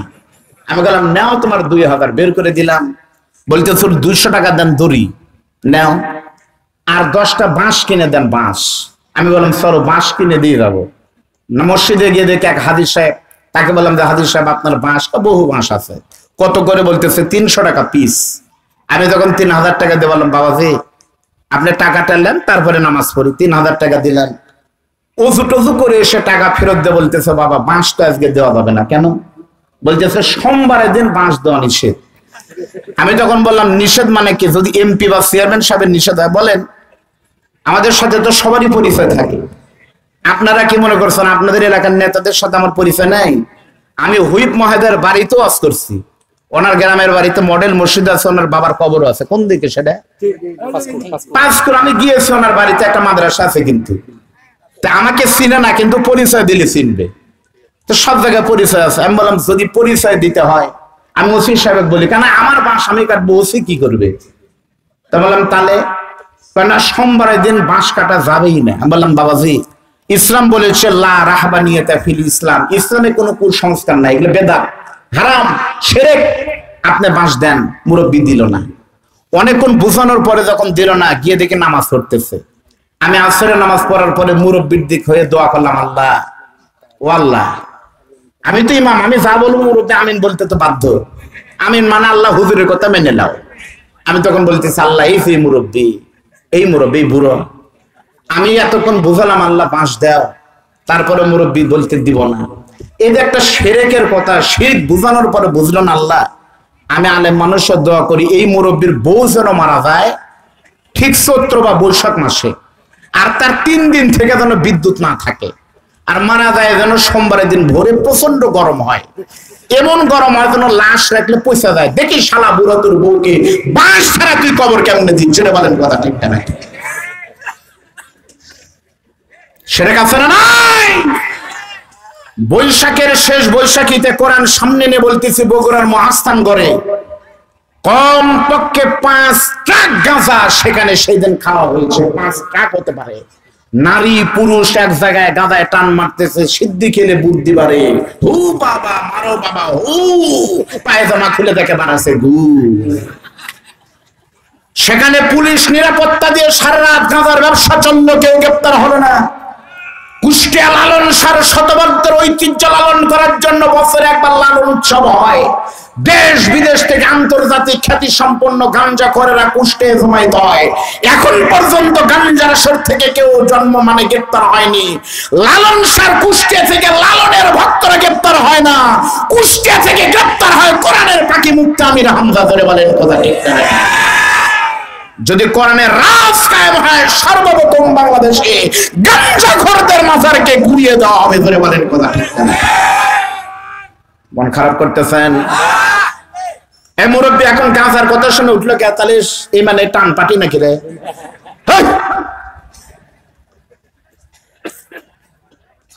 হ্যাঁ বলবো লিখছে হুজুর মা বোনদের কিছু বলেন, আগে মাকে বলার আগে বাপ এক্সারসাইজ করি তারপরে মার কাছে যাচ্ছি। ঠিক না ঠিক বলেন? আমার আলোচনা কিন্তু দীর্ঘ সময় না, হঠাৎ করে কিন্তু শেষ হবে। স্বাদের জিনিস কিন্তু খেতে খেতে দেখবেন হঠাৎ করে বলতেছে আর নাই, ওই রকম কিন্তু শেষ হয়ে যাবে। মাত্র কয়েক মিনিট শুনে নেন। আমাদের বাংলাদেশে কিন্তু শিরক আছে। আল্লাহ নবী তখন বলতেছে বাবা তুমি কি শিরক করছো নাকি? ওই যুবকটা তখন কান্তার বলে নবীজি আমার গুনাহটা শিরকের থেকেও কিন্তু আরো ভয়াবহ গুনাহ। আমি আপনাদের পায়ের কাছে হাত দিয়ে বলতেছি, একটা সুন্দর মোটিভেশন একটা ওয়াজ করতেছে মাত্র কয়েক মিনিট। নবী তখন বলতেছে শিরকের থেকে বড় আবার কোন গুনাহ? ওই যুবক তখন বলতেছে গো আল্লাহর নবী আমার বাড়ি হলো মদিনার বিশাল বড় একটা কবরস্থানের পাশে, যে কবরস্থানে প্রতিদিন কোন না কোন মাইয়াত মরে যায়। আপনাদের দিনাজপুরে এইরকম কবরস্থান কি নাই ভাই? অবশ্যই কিন্তু থাকতে পারে। ওগো নবী যখন আমার এলাকার কোন মানুষ মারা যায় তার জানাজায় আমরা শরীক হই। জানাজা দিয়ে তার আমার বাড়ি যেহেতু কবরস্থানের পাশে, মেয়েটা ছেলে হোক অথবা লাশটা মেয়ে হোক, আমি তার কবরের কাছে গিয়ে 3 মুষ্টি মাটি দিয়ে দোয়া পড়ে তারপর কিন্তু চলে আসি হুজুর। দিনের বেলায় মাইয়াতকে মানলাম, লাশটা মাটি দিয়ে যখন সবাই চলে আসে, আস্তে আস্তে করে রাত যখন গভীর হতে থাকে, যখন অন্ধকার নেমে আসে তখন অন্ধকার, সবাই যখন বাড়িতে চলে যায়, গোরস্থান কিন্তু রাতের বেলা নির্ঝুম নিরিবিলি। যে নগরীতে মানুষ আছে কিন্তু কোনো শব্দ নাই। এই দিনাজপুরের বহু বড় বড় কিন্তু মানুষ ছিলেন যাদের সাথে বেঁচে থাকতে দেখা করতে কিন্তু ব্যাপক বেগ পাওয়া লাগতো, কিন্তু তাদের কবরের পাশে গিয়ে দেখবেন কোনো মানুষ নাই। হুইপ মহাইদার বাবার কবরের কাছে গিয়ে আমি দেখেছি বিশাল বড় মানুষ কিন্তু ছিলেন, কবরের পাশে গিয়ে দেখতেছেন কোনো মানুষ নাই। ওই রকম নবী রাতের বেলায় নতুন কবর যেটা আজকে নতুন দেওয়া হয়েছে, ওই নতুন কবরের কাছে আমি চলে যাই। আমাদের বগুড়াতে নতুন কবরের চিহ্ন কিন্তু 2টি। 1 নাম্বার চিহ্ন মাটি দেখেই কিন্তু বোঝা যায় কবরটা নতুন, আর 2 নাম্বার নতুন কবরের উপরে খেজুরের ডাল কিন্তু পোতা থাকে। আল্লাহর নবী বলছে তোমরা খেজুরের ডাল পুঁতে দাও, কারণ খেজুরের ডাল যে কয়দিন তাজা থাকবে জিকির করবে। আর আল্লাহ চাইলে খেজুরের ডালের জিকির করার কারণে ওই মাইয়াতের কবরের আযাবকেও মালিক মাফ করে দিতে পারে। এটা কিন্তু হাদিস। ওই যে হাদিস আপনারা শুনেছেন, নবী দেখলো কবরে আযাব হচ্ছে পেশাবে পানি না নেওয়ার কারণে, শুনেননি? আমি সেদিক যাব না, ভালো করে শোনেন। ওগো আল্লাহর নবী বিশ্ব নবী আমাদের এলাকার কোনো মানুষ মারা গেলে তার জানাজায় যখন আমি শরীক হই, রাতের বেলায় নতুন কবরের কাছে চলে গিয়ে নতুন কবরের উপরে থেকে খেজুরের ডালটাকে সরাই দিয়া, ওই খেজুরের ডালটা সরাই দিয়ে কোদাল দিয়ে মাটি চটানো শুরু করি। কিছুক্ষণের ভিতরে নতুন কবর যখন দীর্ণ বিদীর্ণ ফাঁক হয়ে যায়, ভিতরে তাকায় দেখি ভিতরে মাইয়া শুয়ে আছে কাফনের কাপড় গায়ে দিয়ে। তখন আমি কাল বিলম্ব না করে কবরের ভিতরে নেমে, ওই কবরের মাইয়ের যদি পুরুষ হয় তাহলে 3টি, আর মাইয়েরটা মহিলা হলে কমপক্ষে 5 টুকরা কাপড় কিন্তু তার শরীরে দেওয়া থাকে। ওই কাপড়টা খুলে নিয়ে ওই নতুন কাপড়টা আমি আস্তে করে মদিনার একটা মার্কেটে বিক্রি করে দেই, অর্ধেক দামে কিন্তু বিক্রি হয়। হুজুর আমি নামাজ কালাম সবই পড়ি, কোনো সমস্যা নাই, কিন্তু আমার গুনাহ হলো আমার এই জীবনে আমি কত নারী পুরুষকে উলঙ্গ করে কাফনের কাপড় চুরি করে বিক্রি করেছি, কত মাইয়াতকে উলঙ্গ করেছি, সে খবর কিন্তু কেউ জানে না। আমি আসলে হুজুর পেশা হিসাবে কাপন চুরিকে আমি বেছে নিয়েছি। আপনারা বলেন জুতো চোর, চাল চোর, আম চোর, লিচু চোরকে আপনারা ছাড়বেন, কিন্তু কাফনের কাপড় চোর তাকে কি ছাড়া যায়? কোনোদিন নয়। আল্লাহর নবী বিশ্ব নবী বলতেছে বলো কি বলে হুজুর শেষ হয়নি। সুফি আবুল্লাহ সামরকান্দে বর্ণনা করেন এখানে যারা কোনোদিনই শোনেনি তাদের কাছে কিন্তু নতুন মনে হচ্ছে, আর আলেম আলামা জানেন কথাটা কত কঠিন, মাত্র 2 মিনিট পর বুঝবেন। ওগো নবী বিশ্ব নবী, আমার এই জীবনে কত মাইয়াত কেন উলঙ্গ করেছি তার খবর নাই, কিন্তু গতকাল আমাদের গ্রামের সবচাইতে সুন্দরী তরুণী উর্বশী তন্নি একটা মেয়ে মারা গেছে। ওই মেয়েটা যখন মরে গেছে চতুর্দিকে শোকের ছায়া নেমে এসেছে। ওই মেয়েটির সলাতুল জানাজায় আমরা উপস্থিত হয়েছি। সকলের সঙ্গে মেয়েটার কবরে যখন লাশকে মাটি দিলাম হুজুর, তখন আমি 3 মুষ্টি মাটির সাথে দোয়া পড়েছি। আমি একটু পরীক্ষা করে জানতে চাই, আপনারা বলেন তো ভাই, আপনাদের দিনাজপুরে মানুষ যখন মাটি দেয় তখন কবরে রাখার দোয়া কি পড়ে? একটু বলেন তো, কবরে রাখার দোয়া, মাটি দেওয়ার দোয়া কি?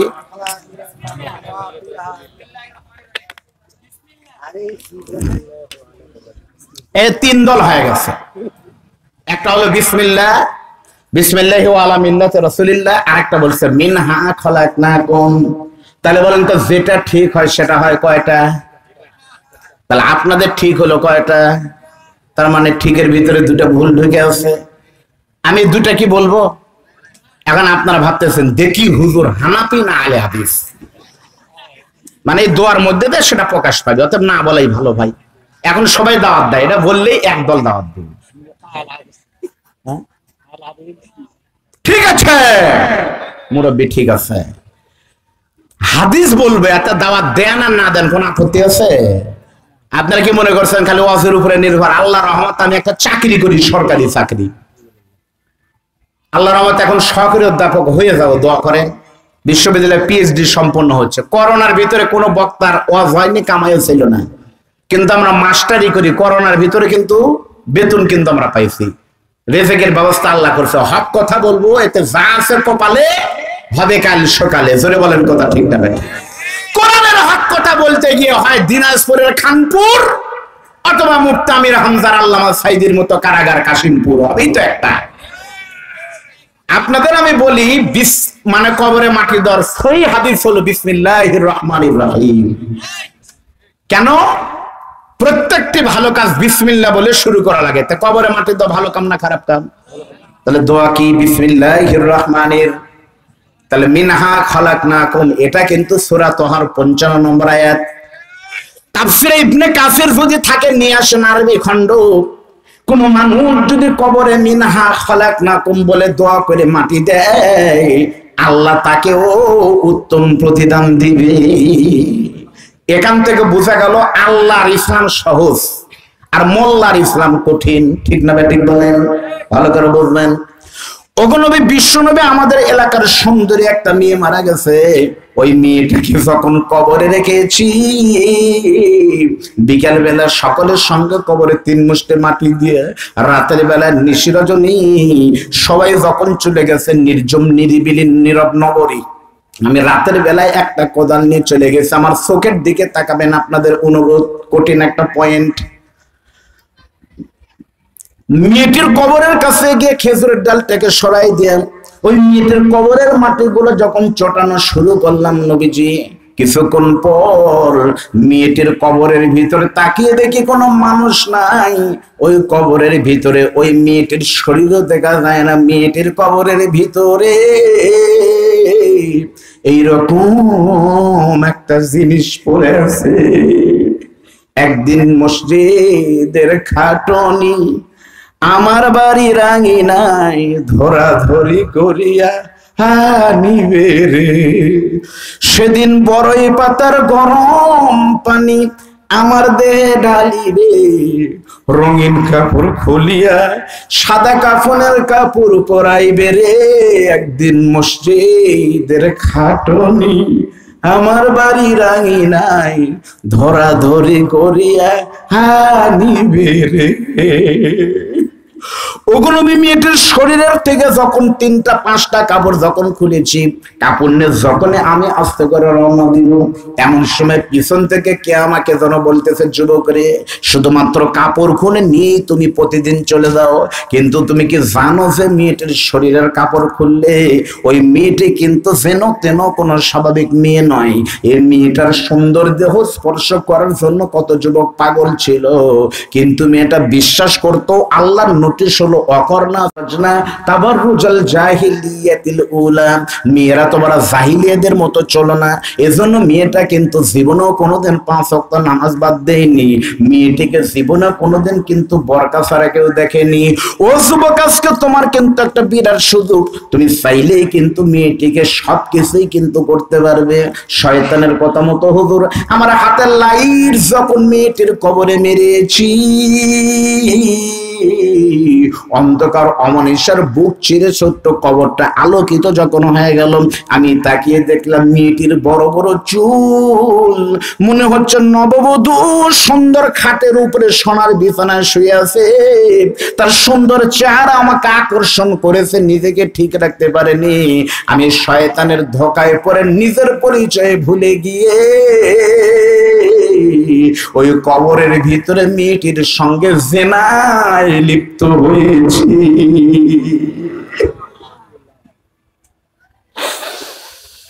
যদি তকদির ভালো থাকে আজকে আমাকে আল্লাহ পরিবর্তন করবে, আপনিও পরিবর্তন হবেন। ওগো নবী, মেয়েটির সঙ্গে যখন জানা করেছি, মেয়েটি আমাকে বাধা দেয়নি। আমার জৈবিক চাহিদা পূর্ণ হওয়ার পরে আস্তে করে যখন কবর থেকে উঠে গিয়ে 1 পা 2 পা করতে করতে যখন রওনা দিলাম, কে যেন আমাকে বলতেছে, যুবক রে, ইন্তাজার কলিলা, প্লিজ তুমি একটু দাঁড়াও। আমি তাকিয়ে দেখলাম, মনে হলো মেয়েটি আমাকে ডাকতে বলতেছে, যুবক তুমি কি জানো তোমার কালেমা আমার কালেমা একই, কিন্তু কালেমা পরে মুসলমান হয়েছি। এর রাতের বেলা আল্লাহকে শপথ করে বলতেছি, সেই দিন থেকে শুরু করে এখন পর্যন্ত জীবনে কোনোদিন একটা ওয়াক্ত নামাজও কিন্তু ছাড়িনি। আমার এই মুখটা কিন্তু শুধু 2 জন পুরুষ দেখেছে, আমার নিজের বাবা আর নিজের কলিজার টুকরা ছোট ভাই, এছাড়া কিন্তু কেউ আমাকে কোনোদিন দেখেনি। এই কবরের ভিতরে আমাকে কমপক্ষে 50,000 বছর থাকতে হবে। আজকে কিন্তু কবরে আমার প্রথম রজনী, আমি কিন্তু কোনোদিন কাপড় পাবো না। 5 টুকরা কাপড় তুমি খুলে নিলে আমি গোসলও করতে পারবো না। চির সম্পদ কেড়ে নিয়ে আমাকে নাপাক করে আল্লাহর সামনে তুমি তোলার ব্যবস্থা করেছো। ওই আল্লাহর শপথ করে বলতেছি, যেদিন কিয়ামত শুরু হবে সেই দিন আল্লাহ কিন্তু বলবেন, ইকরা। আলেমালা বলেন ইকরা কিন্তু আমরের সিগা, পড়ো আমল নামা, কাফাবি নাফসিকাল ইয়াওমা আলাইকা হাসিবা, তোমার হিসাব তুমি দাও, তুমি জান্নাতে যাবে না জাহান্নামে যাবে। মনে রেখে দিও, সেদিন আল্লাহ বলবেন, জাররা শব্দের অর্থ কিন্তু অনুপরমাণু, একেবারে ছোটর হিসাব হবে। ওই কিয়ামতের দিন দেখবো তোমার আজকের এই জিনার বিচার কে করে, কেমনে তুমি জান্নাতে যাও। অবশ্যই তোমাকে জাহান্নামে যাওয়া লাগবে, কারণ সমস্ত কবরবাসীর সাক্ষী তুমি শয়তান আমার সর্বনাশ করে গিয়েছো। এই কথা বলে মনে হলো মেয়েটি মুহূর্তের ভিতরে হারিয়ে গেছে। হুজুর, আমি তখন কাফনের কাপড় 5 টুকরা ফালাই দিয়া হাউমাউ করে কাঁদতে কাঁদতে ওমরের সঙ্গে দেখা, তারপরে আপনার কাছে এসেছি। নবীজি, আপনি বলেন তো আমার এই কাফন চুরির বিচার কি হবে? আর আমি যে সর্বনাশ করলাম, একটা মেয়ের জীবনের সতীত্ব জেনা করলাম লাশের সঙ্গে, ওগো নবী আপনি বলেন তো আমার জেনার ফায়সালা কিয়ামতে কি হবে? এই দিক তাকান, হাদিস বলতেছি, আল্লাহ নবী রহমতের নবীর দুখানা চোখ দিয়ে লেবুর রসের মতো শুধু পানি পড়তেছে। আল্লাহ নবী বিশ্ব নবী সাল্লাল্লাহু আলাইহি সাল্লাম শুধু বলছে, সত্যি সত্যি তোমার গুনাহটা অনেক বড়। এইটুক যখন বলছে, যুবকটা মারছে দৌড়। কেন? কারণ নবী যদি একবার শুধু বলে ফেলে তোমার মাপ আর হবে না, সত্যি বলতেছে মাপ কিন্তু আর হবে। এই দিনাজপুরের আদালত যদি আপনাকে যাবজ্জীবন অথবা ফাঁসি দেয়, আপনি হাইকোর্টে কিন্তু আপিল করতে পারবেন। আপনাদের এই দিনাজপুরের বিচারপতি কিন্তু, আপনাদের একজন বিচারপতি আছে নাই? এনায়েতুর রহিম সাহেব চাইলে পারে আপিল করে কিন্তু খালাস করতে পারবে, কিন্তু আমার নবী জীবনে যে কথা মধ্যে একবার বলছে ওটাই কিন্তু রায় ফাইনাল হয়ে গেছে। নবী হ্যাঁ বললে সেটা হালাল, নবী না বললে কিন্তু সেটা হারাম হয়েছে। নবী আঙ্গুলের ইশারা করলে চাঁদ 2 টুকরা হয়েছে। এর জন্য নবীকে কিন্তু বলা হয় শরীয়ত প্রণেতা। এই জন্য নবী যেন বলতে না পারে, যখনই বলছে তোমার গুনাহ অনেক বড়, যুবকটা তখন তেপান্তরের মধ্য দিয়ে পাহাড়ের ভিতরে মারছে দৌড়। শর্টকাট করে বলতেছি, 15 দিন চলে গেল, খবর নাই। 30 দিন চলে গেল, যুবক ফিরেনি। 40 দিন পর সকালবেলা হযরতে জিবরাইল, সাদিদুল কুওয়া রুহুল আমিন হযরতে জিবরাইল আল্লাহর নবী বিশ্ব নবীকে সালাম দিয়ে বলতেছে, নবীজি এখন থেকে 40 দিন আগে ওই কাফন চোরের কথা কি আপনার মনে আছে? নবী বলতেছে আল্লাহু আলাম, সত্যি 40 দিন আগের কথা আমার মনে নাই। ও দিনাজপুরের পাগলেরা, বিশ্ব নবীর যদি 40 দিন আগের কথা মনে না থাকে, কিয়ামতের দিন হাসরের মাঠে আপনার বাবা জাহাজ নিয়ে এসে কিভাবে আপনাকে মনে করে জান্নাতে দিবে, এটাও গাঁজাখড়ি কথা। আল্লাহর নবী বিশ্ব নবী তখন বলতেছে আমার মনে নাই। জিবরাইল তখন বলতেছে ওগো আল্লাহর নবী আপনি জানেন না 40 দিন আগে কিন্তু যুবকটা জাহান্নামী ছিল, বিশাল বড় কিন্তু পাপ ছিল, কিন্তু গত 40 দিন পাহাড়ের পাদদেশ থেকে চূড়ায় উঠে মদিনার সব থেকে বড় পাহাড়ের মাথায় উঠে ওই যুবকটা সকাল সন্ধ্যা সারাদিন শুধু কোরআন থেকে ছোট্ট একটা আমল করেছে। ওই ছোট্ট একটা আমল ঠিক মতো করার কারণে আমার আল্লাহ তাআলা কোরআনের বরকতে ওই যুবকের সমস্ত গুনাহ, লাশের কাপড় চুরি, জেনা করা সহ প্রত্যেকটা গুনাহ মাফ করে দিয়ে 40 দিনের আমলের ওসিলায় ওই যুবককে আমার আল্লাহ জান্নাতি করে দিয়েছে। লিল্লাহি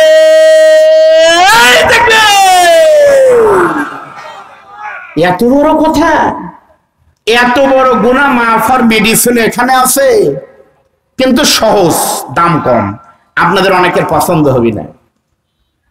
এখন বলেন তো ভাই, পরীক্ষায় যদি রোল নাম্বার কোনো বাচ্চা না লেখা বের হয়ে যায়, মাস্টার কি যেতে দিবে? এই বাচ্চাই এই যে যেমন রোল নাম্বার না লিখে যাচ্ছে, মাস্টার তখন বলে বাস রিভাইজ দিয়ে রোল নাম্বার লেখ, রেজিস্টার নাম্বার লেখ, ঠিক মতো লেখ। কারণ শিক্ষক চায় না ছাত্র ফেল করুক, আর বাপ মা চায় না বাচ্চার মধ্যে ঝাঁপ দিক। আমরা চাইব না এই বাচ্চার মতো 2-1 ঝাঁপ দিয়ে জাহান্নামে যায়। এজন্য চাই যাবি তাকটাই নিয়ে ধরবেন, যদি যেতে হয় তোর জুতো থুইয়া দা, কালকে এসে জুতো লিয়ে দেন, যা। মন খারাপ করলেন? আমি আপনাদেরকে বলবো কি এমন আমল আছে, এই কোরআনে আছে, কিন্তু ছোট্ট একটা আমল আপনাদের পছন্দ হবে? বাস্তব কথা বলতেছে, আমার কলিজার টুকরা একটা ছেলে আছে, একটা মেয়ে আর একটা ছেলে। আমার ছেলে হওয়ার সঙ্গে সঙ্গে আমার নাম রেখেছে আম্মার, ইসলামের প্রথম শাহাদত বরণকারী সাহাবী। আপনারা দোয়া করেন বাবার থেকে, নানার থেকে, সারা পৃথিবীর ভিতর আমার কলিজার টুকরাকে আল্লাহ বড় আলেম করে কোরআনের জন্য, কোরআনের পাখির মতো যেন আল্লাহ শাহাদতের কবুল করে বলেন আমিন। আমার বাচ্চার জ্বর জ্বর জ্বর, এর কোনো জবাব নাই। বগুড়ার ডাক্তারের কাছে গেলে না পা প্যারাসিটামল সহ জিব্যাক সব দেয়, কারণ যে কোনো একটা তো কাজ হবেই, আর ক্যারিড হবে ডাক্তার ভালো। আমার সন্দেহ হলো ঘটনা কি, বগুড়ার ডাক্তারকে 10-9 বার দেখালাম, আমার সন্দেহ বেড়ে গেল। আমার বিবিকে নিয়ে আমি গেলাম রাজশাহীতে, রাজশাহী গিয়ে পরীক্ষা করে ডাক্তার ঔষধ দিছে মাত্র 7 টাকার, 5-6-7। আমার বিবি ঔষধ দিকে প্রথম বলতেছে যে কমপক্ষে 20,000 টাকার ঔষধে কাজ হয়নি, 7 টাকার ঔষধে কাজ হবে না, হবেই না। আমি বললাম শোনো, পচা সামকেও পা কাটে। আল্লাহর কি দয়ার মহিমা, ডক্সিন নামে একটা ক্যাপসুল গুঁড়া করে খাওয়াইছি, আমার বাচ্চা সম্পূর্ণ ভালো। সরে বলেন আল্লাহ। তা আপনাদেরকে ওই 1.5 টাকার একটা আমল শেখাই দিব, ওই আমলেই কাজ হবে ইনশাআল্লাহ। সরে বলেন সুবহানাল্লাহ। পীর সাহেবের দরবারে গেলে 25টা আমলের কথা বলবে, না পা প্যারাসিটামল, হিস্টাসিন, গরু নিয়ে এসো বাবার দরবারে, চাউল পাঠাবে, পুলহাটের গরু, মহিষ, ছাগল, এখানে এসে 25,000 বার ওযু করে 26,000 বার জিকির করা লাগবে, এমন ঔষধ দিবে, ভয় করবে না। আমার 1.5 টাকার ঔষধ কোরআন থেকে বলবো, আপনারা শুনবেন? কারা কারা শুনবেন না তারা হাত তোলেন। তার মানে আপনারা আছেন, কিন্তু আপনাদের মনোযোগ এখানে নাই। আর একটা তাকবীর দান তো, লিল্লাহি তাকবীর। মন খারাপ করলেন। এইবার মাত্র 1.5 টাকার ঔষধ দেওয়ার আগে আমার 2 মিনিটের একটা ওয়াজ বাকি আছে। সে ওয়াজটা হলো আমাকে এখানে স্লিপ দিতে হুজুর মা বোনদের আলোচনা কিন্তু বাকি আছে। আমি আপনাদের মা বোনদের আলোচনা কিন্তু খুবই কম করব, কারণ আমি কোরআনে না পাইলে মায়ের আলোচনা কি বানায় করব নাকি? এই কোরআনের হাদিসে কিন্তু মা বোনদের আলোচনা খুবই কম। আল্লাহ নবী বলেছে কোন মহিলা যদি 4টা আমল করতে পারে, মুখস্থ করে বলেন কয় আমল? 1 নম্বর হলো কোন মা যদি 5 ওয়াক্ত সালাত পড়তে পারে, মনোযোগ দেন। 2 নম্বর 5 ওয়াক্ত সালাতের পাশাপাশি রমজানের রোজা করতে পারে। 3 নম্বর স্বামীর খেদমত করতে পারে। আর 4 নম্বর পর্দা নামক সতীত্ব রক্ষা করতে পারে। পোলাহাটের খানপুর গ্রামের এই মেয়েকে আমার আল্লাহ তাআলা এই 4টা আমলের কারণে হযরতে ফাতিমার সঙ্গে জান্নাত দিবে। এখন আপনাদের কাছে একটা ইন্টারভিউ নেব, কে বলতে পারবেন মা ফাতেমা, যে আমরা বলি ফাতেমা ফাতেমা ফাতেমা ফাতেমা, আপনারা বলেন তো ভাই ফাতেমা কে? জোরে কোন? মারহাবা। এরপর বলেন ফাতেমা হযরত হুসাইনের কে? মা। বলেন তো হযরত আলীর কে? আরেকটা পরিচয় আছে, বলেন তো জান্নাতের উনি কি? আচ্ছা বলেন তো ভাই নবীর কয়টা মেয়ে? কোন হুজুর ছাড়া যদি কোন পাবলিক বলতে পারে আমি তাকে 1 কেজি জিলাপির টাকা দিব। 1 কেজি জিলাপির এখনই দিব। তাও এ জরুল ভাই সত্যি বললাম দিব। 4টা নবীর মেয়ে নাম বলতে হবে সিরিয়ালি, বলেন কে বলতে পারে? হ্যাঁ ভুল, ওই নাম বলছে বঙ্গবন্ধুর 2টা মেয়ে। 2টা ঠিক আছে, কে কয় রেহেন আর হাসিনা, তাহলে সিরিয়াল ঠিক আছে। তুমি জিলাপি পাবে না, একটা পানের টাকা দেবো, যাও ওদের পরে দেখা করে 5 টাকা পাবে। নবীর মেয়ে হলো 4টা, বলেন কয়টা? প্রথম নম্বর মেয়ের নাম হলো কিন্তু রোকেয়া, 2 নম্বর নাম হলো জাইনব, 3 নম্বর হলো উম্মে কুলসুম, 4 নম্বর কিন্তু হলো ফাতিমা। তাহলে বোঝা গেল ফাতেমা কিন্তু সবার ছোট, এটা কিন্তু সকলে জানে। কারণ কি? কারণ হলো আমার এদের বাম পাশে বসে আছে আমার বড় ভাই জনাব রবিউল ইসলাম। না, আমার রবিউল ভাইয়ের ছেলে না মেয়ে ভাই? বড়টা নাম কি? শাহানুর রব্বি। সবাই কিন্তু তাকে জানে শাহানুরের বাবা, কারণ বড়টার নামেই কিন্তু বাবা মা পরিচিত হয়, ঠিক না? সত্যি কিন্তু সকলের ক্ষেত্রে বড় ছেলের নামে পরিচিত হয় বন্ধু, কিন্তু নবীর ক্ষেত্রে কিন্তু তার ব্যতিক্রম। কেউ জানে না নবী হলো রোকেয়ার বাবা, কেউ বলে না নবী কিন্তু জয়নবের বাবা, কেউ বলে না নবী হলো উম্মে কুলসুমের বাবা। কিন্তু সারা পৃথিবীর বাংলাদেশের প্রত্যেকটা মাহফিলে নবীর 3টা মেয়ের নাম না বললে কিন্তু ফাতেমার নাম ঠিকই বলে। এখান থেকে বোঝা গেল বড় 3টা শুধু মেয়ে, আর ফাতেমার ভিতরে কিন্তু রহস্য আছে। কি সেই রহস্য? 2 মিনিট শোনেন। আল্লাহ নবীর 4টা মেয়ের ভিতরে বড়টা মেয়ের বিয়ে হয়েছে 14 বছর বয়সে, দ্বিতীয় মেয়ের বিয়ে হয়েছে 14 বছর 6 মাসে, রোকেয়ার বিয়ে হয়েছে 14 বছর 9, উম্মে কুলসুমের বিয়ে হয়েছে 14 বছর 9 মাসে, আর 17 বছর পার হয়ে গেল। এখন পর্যন্ত ফাতেমার কোনো ঘটক বাড়িতে আসে না। নবী আমার তাহাজ্জুদ করে কাঁদতেছে আর বলে মনি আমার বড় 3টা মেয়ের বিয়ে হলো অতি তাড়াতাড়ি, আর ফাতেমা কি তোমার কাছে হলো এতই ভারী? ফাতেমার বিয়ের ঘটক তুমি কেন বলো তো পাঠাও না আমার বাড়ি? এমন সময় আল্লাহ বলতেছে বন্ধু আপনার বড় 3টা মেয়ে শুধু মেয়ে, আর আপনার ফাতেমার জীবনে এমন একটা গোপন আমল আছে, ওই একটা গোপন আমলের কারণে আমি আল্লাহ বড় 3টা বাদ দিয়া আপনার কলিজার টুকরা মেয়ে ফাতেমাকে জান্নাতের নেত্রী বানিয়েছি। এখন বলেন তো কোনটা শুনবেন? কাপন চোরের বিচার শুনবেন না ফাতেমার গোপন আমলের কথা শুনবেন? কয়টা শুনবেন? এই লক্ষণই তো খারাপ। সবই শুনবো, রোজার দিন মনে হয় আসরের পরে সবই খাবো। মাকে বলে মা এই 3 জগ শরবত আমি খাবো, পেঁয়াজি আমি খাবো, সব খামু। ইফতার করার পর 1 গ্লাস পানির পর মা আর খামো না, ভাল লাগে না। এত খাওয়ার চেষ্টা করেন না, অল্প করে শোনেন, মনোযোগ দেন।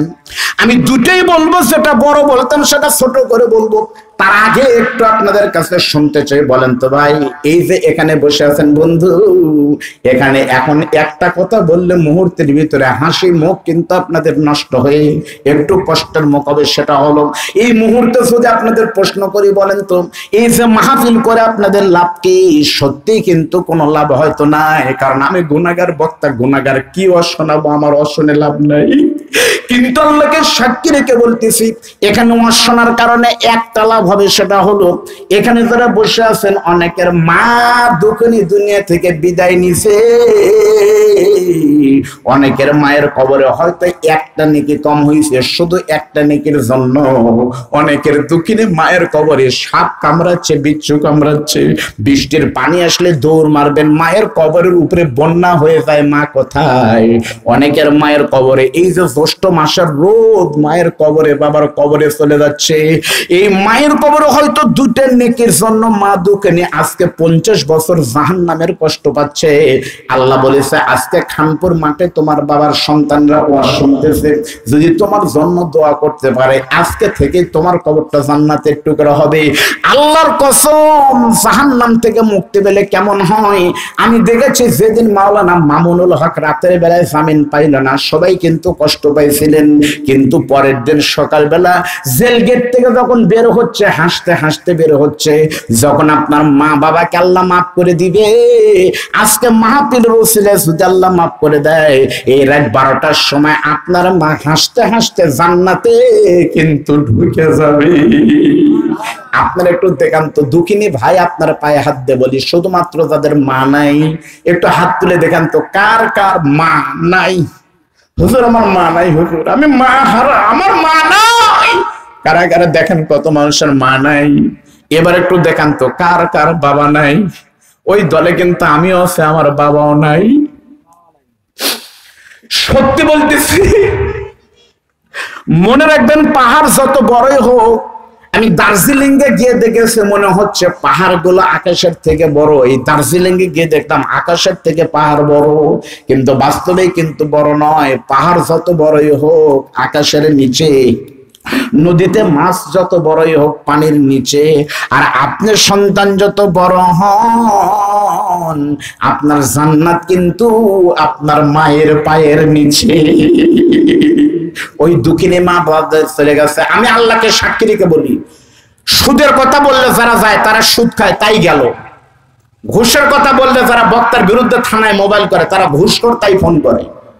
আর মার বাবার রক্ত আর কাপড়ের কাপড় দেখানোর পরে মাহফিলের ভিতর থেকে দেয়, এরাই তো বইয়ের সাথে যুক্তি করে মাকে মারে, এরাও বাংলাদেশের নবাব হুসেন। আপনাদের ভিতর থেকে যদি মায়ের রস শোনার পরে কেউ যায়, মনে রাখবেন মাকে ধরে এরাই মারছে। তাছাড়া গেল কেন? এতক্ষণ পেশাব চাপলেন, এখন চাপে কে? এজন্য দেখবেন কে কে যায়। আপনি পারেন না বসে থাকেন, চুপ বসেন 5 মিনিট। শুধু মা বাপ যাদের নাই, আপনার কি চান আজকের মাহফিল যেভাবে বড় মাহফিল, এই মাহফিলটা আরো বড় হোক? এটা চান কি চান না? আল্লাহকে সাক্ষী রেখে বলতেছি ভাই, এই মাঠে যদি বলতো মমতাজকে নিয়ে আসবো, মমতাজ তো এখন ফ্রি আছে, এমপি নাই, খালি এগুলো করেই বেড়াচ্ছে। মমতাজকে যদি নিয়ে আসা হতো, এই দিনাজপুরের অনেক শিল্পপতি, এই পুলহাটের অনেক ব্যবসায়ী বলতো আমি 2 লক্ষ টাকা দেবো, এমন লোক কিন্তু আছে। অনেক বড় বড় নেতা মাঠের ভিতরে ঘাসের উপরে চড়ে কিন্তু শাহরুখ খানের কনসার্ট দেখলো ঢাকায়, এমপিরা বলতেছে কলিজা ঠান্ডা, সামনে বসে শুনতেছে। এই বাংলাদেশে সিনেমার লোক যেমন আছে, কোরআনের মাহফিলের লোকে কিন্তু পাগলেরা আছে। জোরে বলেন কথা ঠিক না ঠিক? আমি আল্লাহকে সাক্ষী রেখে বলতেছি, আজকের দোয়া ইনশাআল্লাহ কবুল হবে।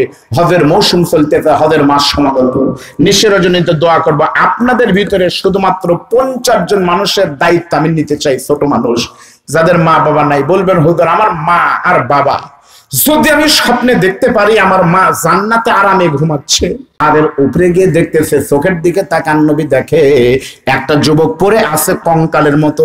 ক্যান্সার রোগী যদি কোনোদিন দেখেন, Dinajpur M A Rahim medical কলেজে গিয়ে দেখবেন ক্যান্সার রোগী ক্যান্সারের কেমো ফেল করার পরে যেমন মারা যাওয়ার আগে যেমন কঙ্কাল হয়, নবী তাকায় দেখে ওই রকম একটা কঙ্কাল পড়ে আছে। নবী যখন বলতেছে এই ব্যক্তিটিকে, জিবরাইল বলতেছে ওগো নবী, এই ব্যক্তি তো সেই ব্যক্তি লাশের সাথে জেনা করেছিল, কিন্তু যুবকটা গত 40 দিন যাবত, গত 40 দিন এক ফোঁটা পানিও খায়নি, শুধু বলেছে আল্লাহ যতক্ষণ তুমি গুনাহ মাফ না করবে আমার মাফ যদি নাই হবে, তাহলে তুমি কেন কোরআনে আয়াত দিলে ইয়া আইয়ুহাল্লাযিনা আমানু তুবু ইলাল্লাহি তাওবাতান নাসুহা। তাফসীর ইবনে কাসির বাইজাবি কাশফ ফি জিলালিল কোরআন মারিফুল কোরআনের ব্যাখ্যা হলো তাওবাতান নাসুহা শব্দের অর্থ কোন মানুষ যদি তওবার মতো তওবা করতে পারে,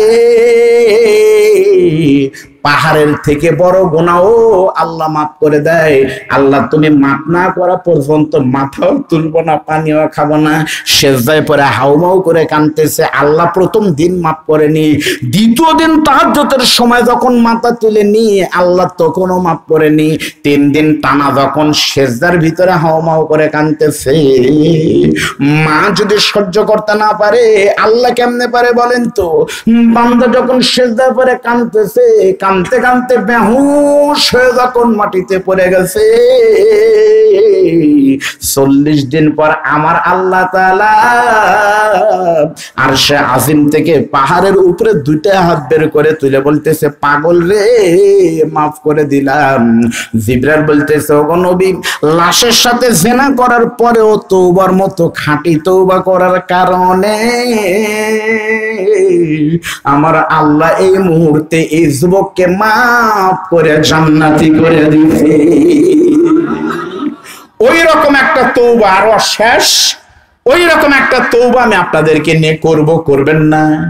তওবার প্রথম শর্ত হলো সারেন্ডার করা লাগবে কার কাছে? সারেন্ডার মানে কি? রাতের বেলা যদি পুলিশ ডাকাত ধরে তাহলে পুলিশ বলে এই সারেন্ডার করো, তখন ডাকাত দূর থেকে হাত তোলা মানে হলো সারেন্ডার করা। তওবার প্রথম শর্ত হলো আত্মসমর্পণ করা। তওবা আছে যাদের, তারা প্রথমে সারেন্ডার করা লাগবে। 2 হাত তুলেন আল্লাহর কাছে, সবাই হাত তুলবেন। প্রথম শর্ত তওবার হাত 2টা তোলা লাগবে, সারেন্ডার করা লাগবে, আত্মসমর্পণ করেন। এই মুহূর্তে আমি 3টা দোয়া করতেছি। হজের সময় যখন মক্কায় লাখ লাখ মানুষ গেছে, আমরা জমিনে দিনাজপুরে বসে দোয়া করতেছি আল্লাহ এই মুহূর্তে যারা যে গুনাহ করে তুলে হাত তুলেছে, আল্লাহ তোমার মালিক, তোমার সত্তার কসম, তোমার রহমান নামের কসম, আল্লাহ তোমার ইজ্জতের কসম, দিনাজপুরের খানপুরে নারীপুর যারা হাত তুলেছে তাদের জীবনের সব গুনাহ মাফ করে তারপরে তুমি এখান থেকে তুলে নাও। জোরে বলেন আমিন। 2 নম্বর, মালিক যেই মুখ দিয়ে তোমার বান্দার আমিন বললো, এই মুখটা হজরে আসওয়াদ পাথরের সাথে চুমু দিয়ে একবার হজ কবুল করে বলেন আমিন। আল্লাহ যারা 2টা হাত তুলেছে, যাদের যে সমস্যা আছে আল্লাহ সব সমস্যা দূর করে তারপরে তুমি দুনিয়াতে ভালো রাখিও, হারাম থেকে দূরে রাখো, বলেন আমিন। আল্লাহ চাইলে 1000 মানুষের দোয়া কবুল করতে পারে কি পারে না? যদি বিশ্বাস হয় পারে, আল্লাহকে সাক্ষী রেখে এই মুহূর্তে হজের নিয়ত করে আপনাদের কাছে রুমাল আর গামছা যাবে। আল্লাহকে বিশ্বাস করে ওই হাত নামাবেন না, ওই হাত পকেটে দিয়ে আল্লাহকে খুশি দোয়া করেন মনে মনে, তারপরে মনোজাত কালেকশনটা হোক। মা ফাতেমাকে কেন আল্লাহ এত ইজ্জত দান করেছে?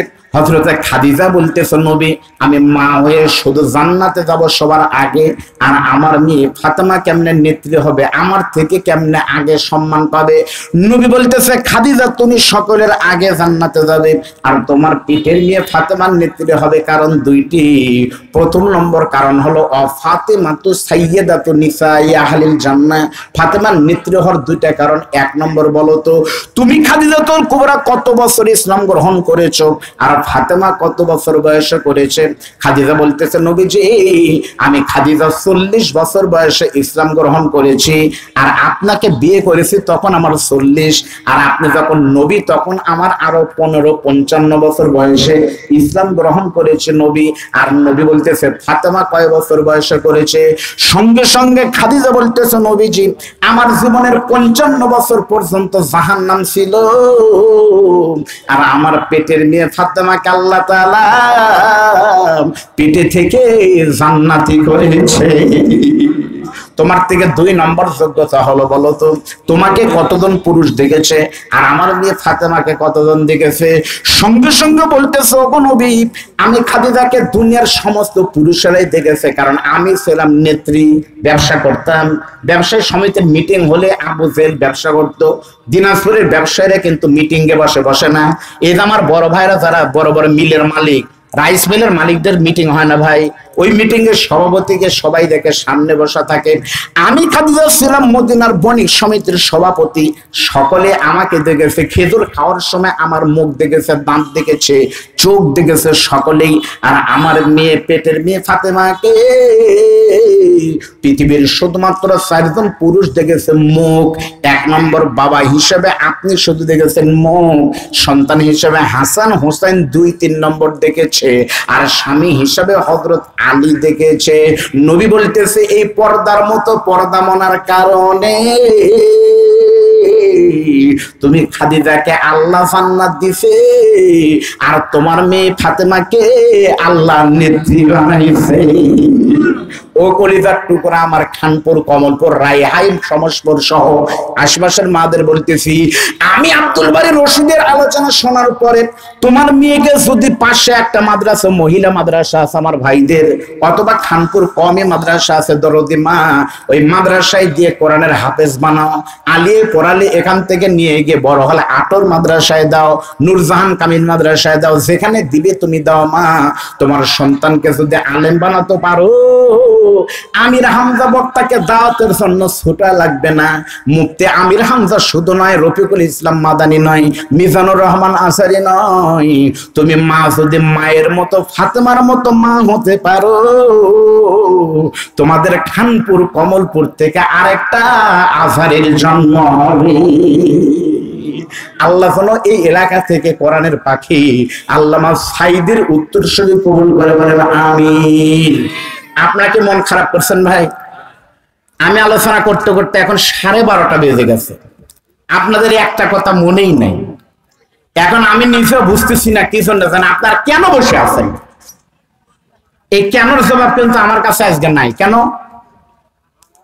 নদীতে লঞ্চে সবাই যাচ্ছে, লঞ্চে যেতে যেতে এক বাচ্চা লঞ্চের ভিতর থেকে নদীতে পড়ে গেছে, কেউ নামে না। কিছুক্ষণ পর দেখা গেলে এক লোক লাফ দিয়ে নেমে বাচ্চাটাকে তুললো। সবাই বলতেছে আলহামদুলিল্লাহ, জান্নাতি জান্নাতি। ওই লোক তখন বলতেছে জান্নাত দেওয়া লাগবে না, বলো তোমাদের ভিতর থেকে কে আমাকে পেছন থেকে ধাক্কা দিছে? আমি তো লাফ দিবার পাইনি, কে যেন ধাক্কা মারছে। তা আপনারা 12:30 পর্যন্ত লোক উঠেন না, কি কারণে? আমার মন বলতেছে আমার ওয়াজ মনে ভালো বলছে, ভালো হচ্ছে সেই জন্য। আর আমার ইমান বলতেছে তোমার জন্য না। সবাই চিন্তা করতেছে এরপরে বজলুর রশিদ আসবে এই জন্য। এখন কোনটা ব্যান ঠিক, আল্লাহই ভালো। আমি আপনাদেরকে বলি, এই মাহফিলটা দাওয়াত দেওয়া হয়েছে মাত্র 7 দিন আগে, সম্ভবত 7 থেকে 8 দিন আগে। কই মুরব্বী? আমার মুরব্বী আপনার ভাই, সহ এলাকার কিছু বণিক সমিতির ব্যবসায়ী ভাইয়ের আমার পাগলেরা সত্যি বলতেছে, দাওয়াতটা আমার মাধ্যমে হয়েছিল। মুফতি মাওলানা বজলুর রশিদ সাহেব আপনারা দেখেছেন ওই ইয়াতে এসেছিল মোহনপুরে, সেখানে তারা গিয়েছিলেন, দেখেছিলেন ওনাকে অসুস্থ মনে হয়, দেখেছিলেন আঁচ করতে পেরেছে। তারপর ওনার ওই সময় করোনা হওয়ার পর থেকে, করোনা 3 ডোজ দেওয়ার পরে কমন একটা রোগ হচ্ছে, সেটা হচ্ছে চর্মরোগ। দেখেছেন ওনার অনেকেরই সারা শরীর ওনার একরকম ঘাও হয়ে গেছে, ডায়াবেটিস, সর্বোচ্চ প্রেশার সমস্যা। এখন শয্যাশায়ী, এক পর্যায়ে শয্যাশায়ী। আমি আল্লাহর কোরআন সামনে নিয়ে বলতেছি, প্রচন্ড অসুস্থ। দোয়া করেন, আগামী রবিবার তাকে ঢাকার ট্রিটমেন্টের জন্য একটা ডাক্তারের কাছে নেওয়া হচ্ছে। এজন্য সমস্ত মাহফিল দিনাজপুর চিরির বন্দরে আসতে পারেনি ভাইজান। একটা মাহফিলে যদি না আসতে পারে এটাই জরুরি, নাকি এই কোরআনের পাখিটা বেঁচে থাকুক সেটাই জরুরি? আপনারা বলেন ভাইরে। মনে রাখবেন, সময়ের থেকে জীবনের দাম অনেক বেশি। 10 বছর পরে সন্তান প্রবাস থেকে ফিরে আসে, 10 বছর পর মায়ের কলিজা ঠান্ডা হয়। 3 বছর পর মুফতি আমির হামজা আসলো, সবাই হাউমাউ করে কেঁদেছে আনন্দে। মুফতি মাওলানা কোরআনের পাখি মামুনুল হক আসলো, সবাই হাউমাউ করে কেঁদেছে আনন্দে। কিন্তু সকলে আশা করেছিল যদি 10, 12, 13, 20, 50 বছর পরেও কোরআনের পাখি যদি ফিরে আসতো, ওয়াজ বড় কথা না, যদি আমরা কাছে পাইতাম। আপনারা দোয়া করেন, অনেক আলেম আমাদের মাঝে বিদায় নিয়েছে। আল্লাহ যেন আমার শ্বশুর আপনাদের প্রিয় বক্তাকে সুস্থতার সাথে নেখায়াত দান করেন। আমি তার জামাই হিসাবে আপনাদের মাধ্যমে ওয়াদা করে দিলাম, আপনারা আমাকে মিটিং করে জানাবেন আগামী রমজান মাস পর্যন্ত ওনার কোনো তারিখ ফাঁকা নাই। তারপরেও আমি আমার যোগ্যতা দিয়ে আপনাদের জন্য যে মাসেই চান আমি একটা ডেট করে দিব, যদি কমিটির সবকিছু ঠিক থাকে। আমি ওয়াদা দিলাম ওনার সাথে আমিও আসবো ইনশাআল্লাহ। আপনাদের জন্য সে দোয়া করে এখানে শেষ করছি। বারাকাল্লাহু লানা ওয়া লাকুম ফিল কোরআনিল আযীম।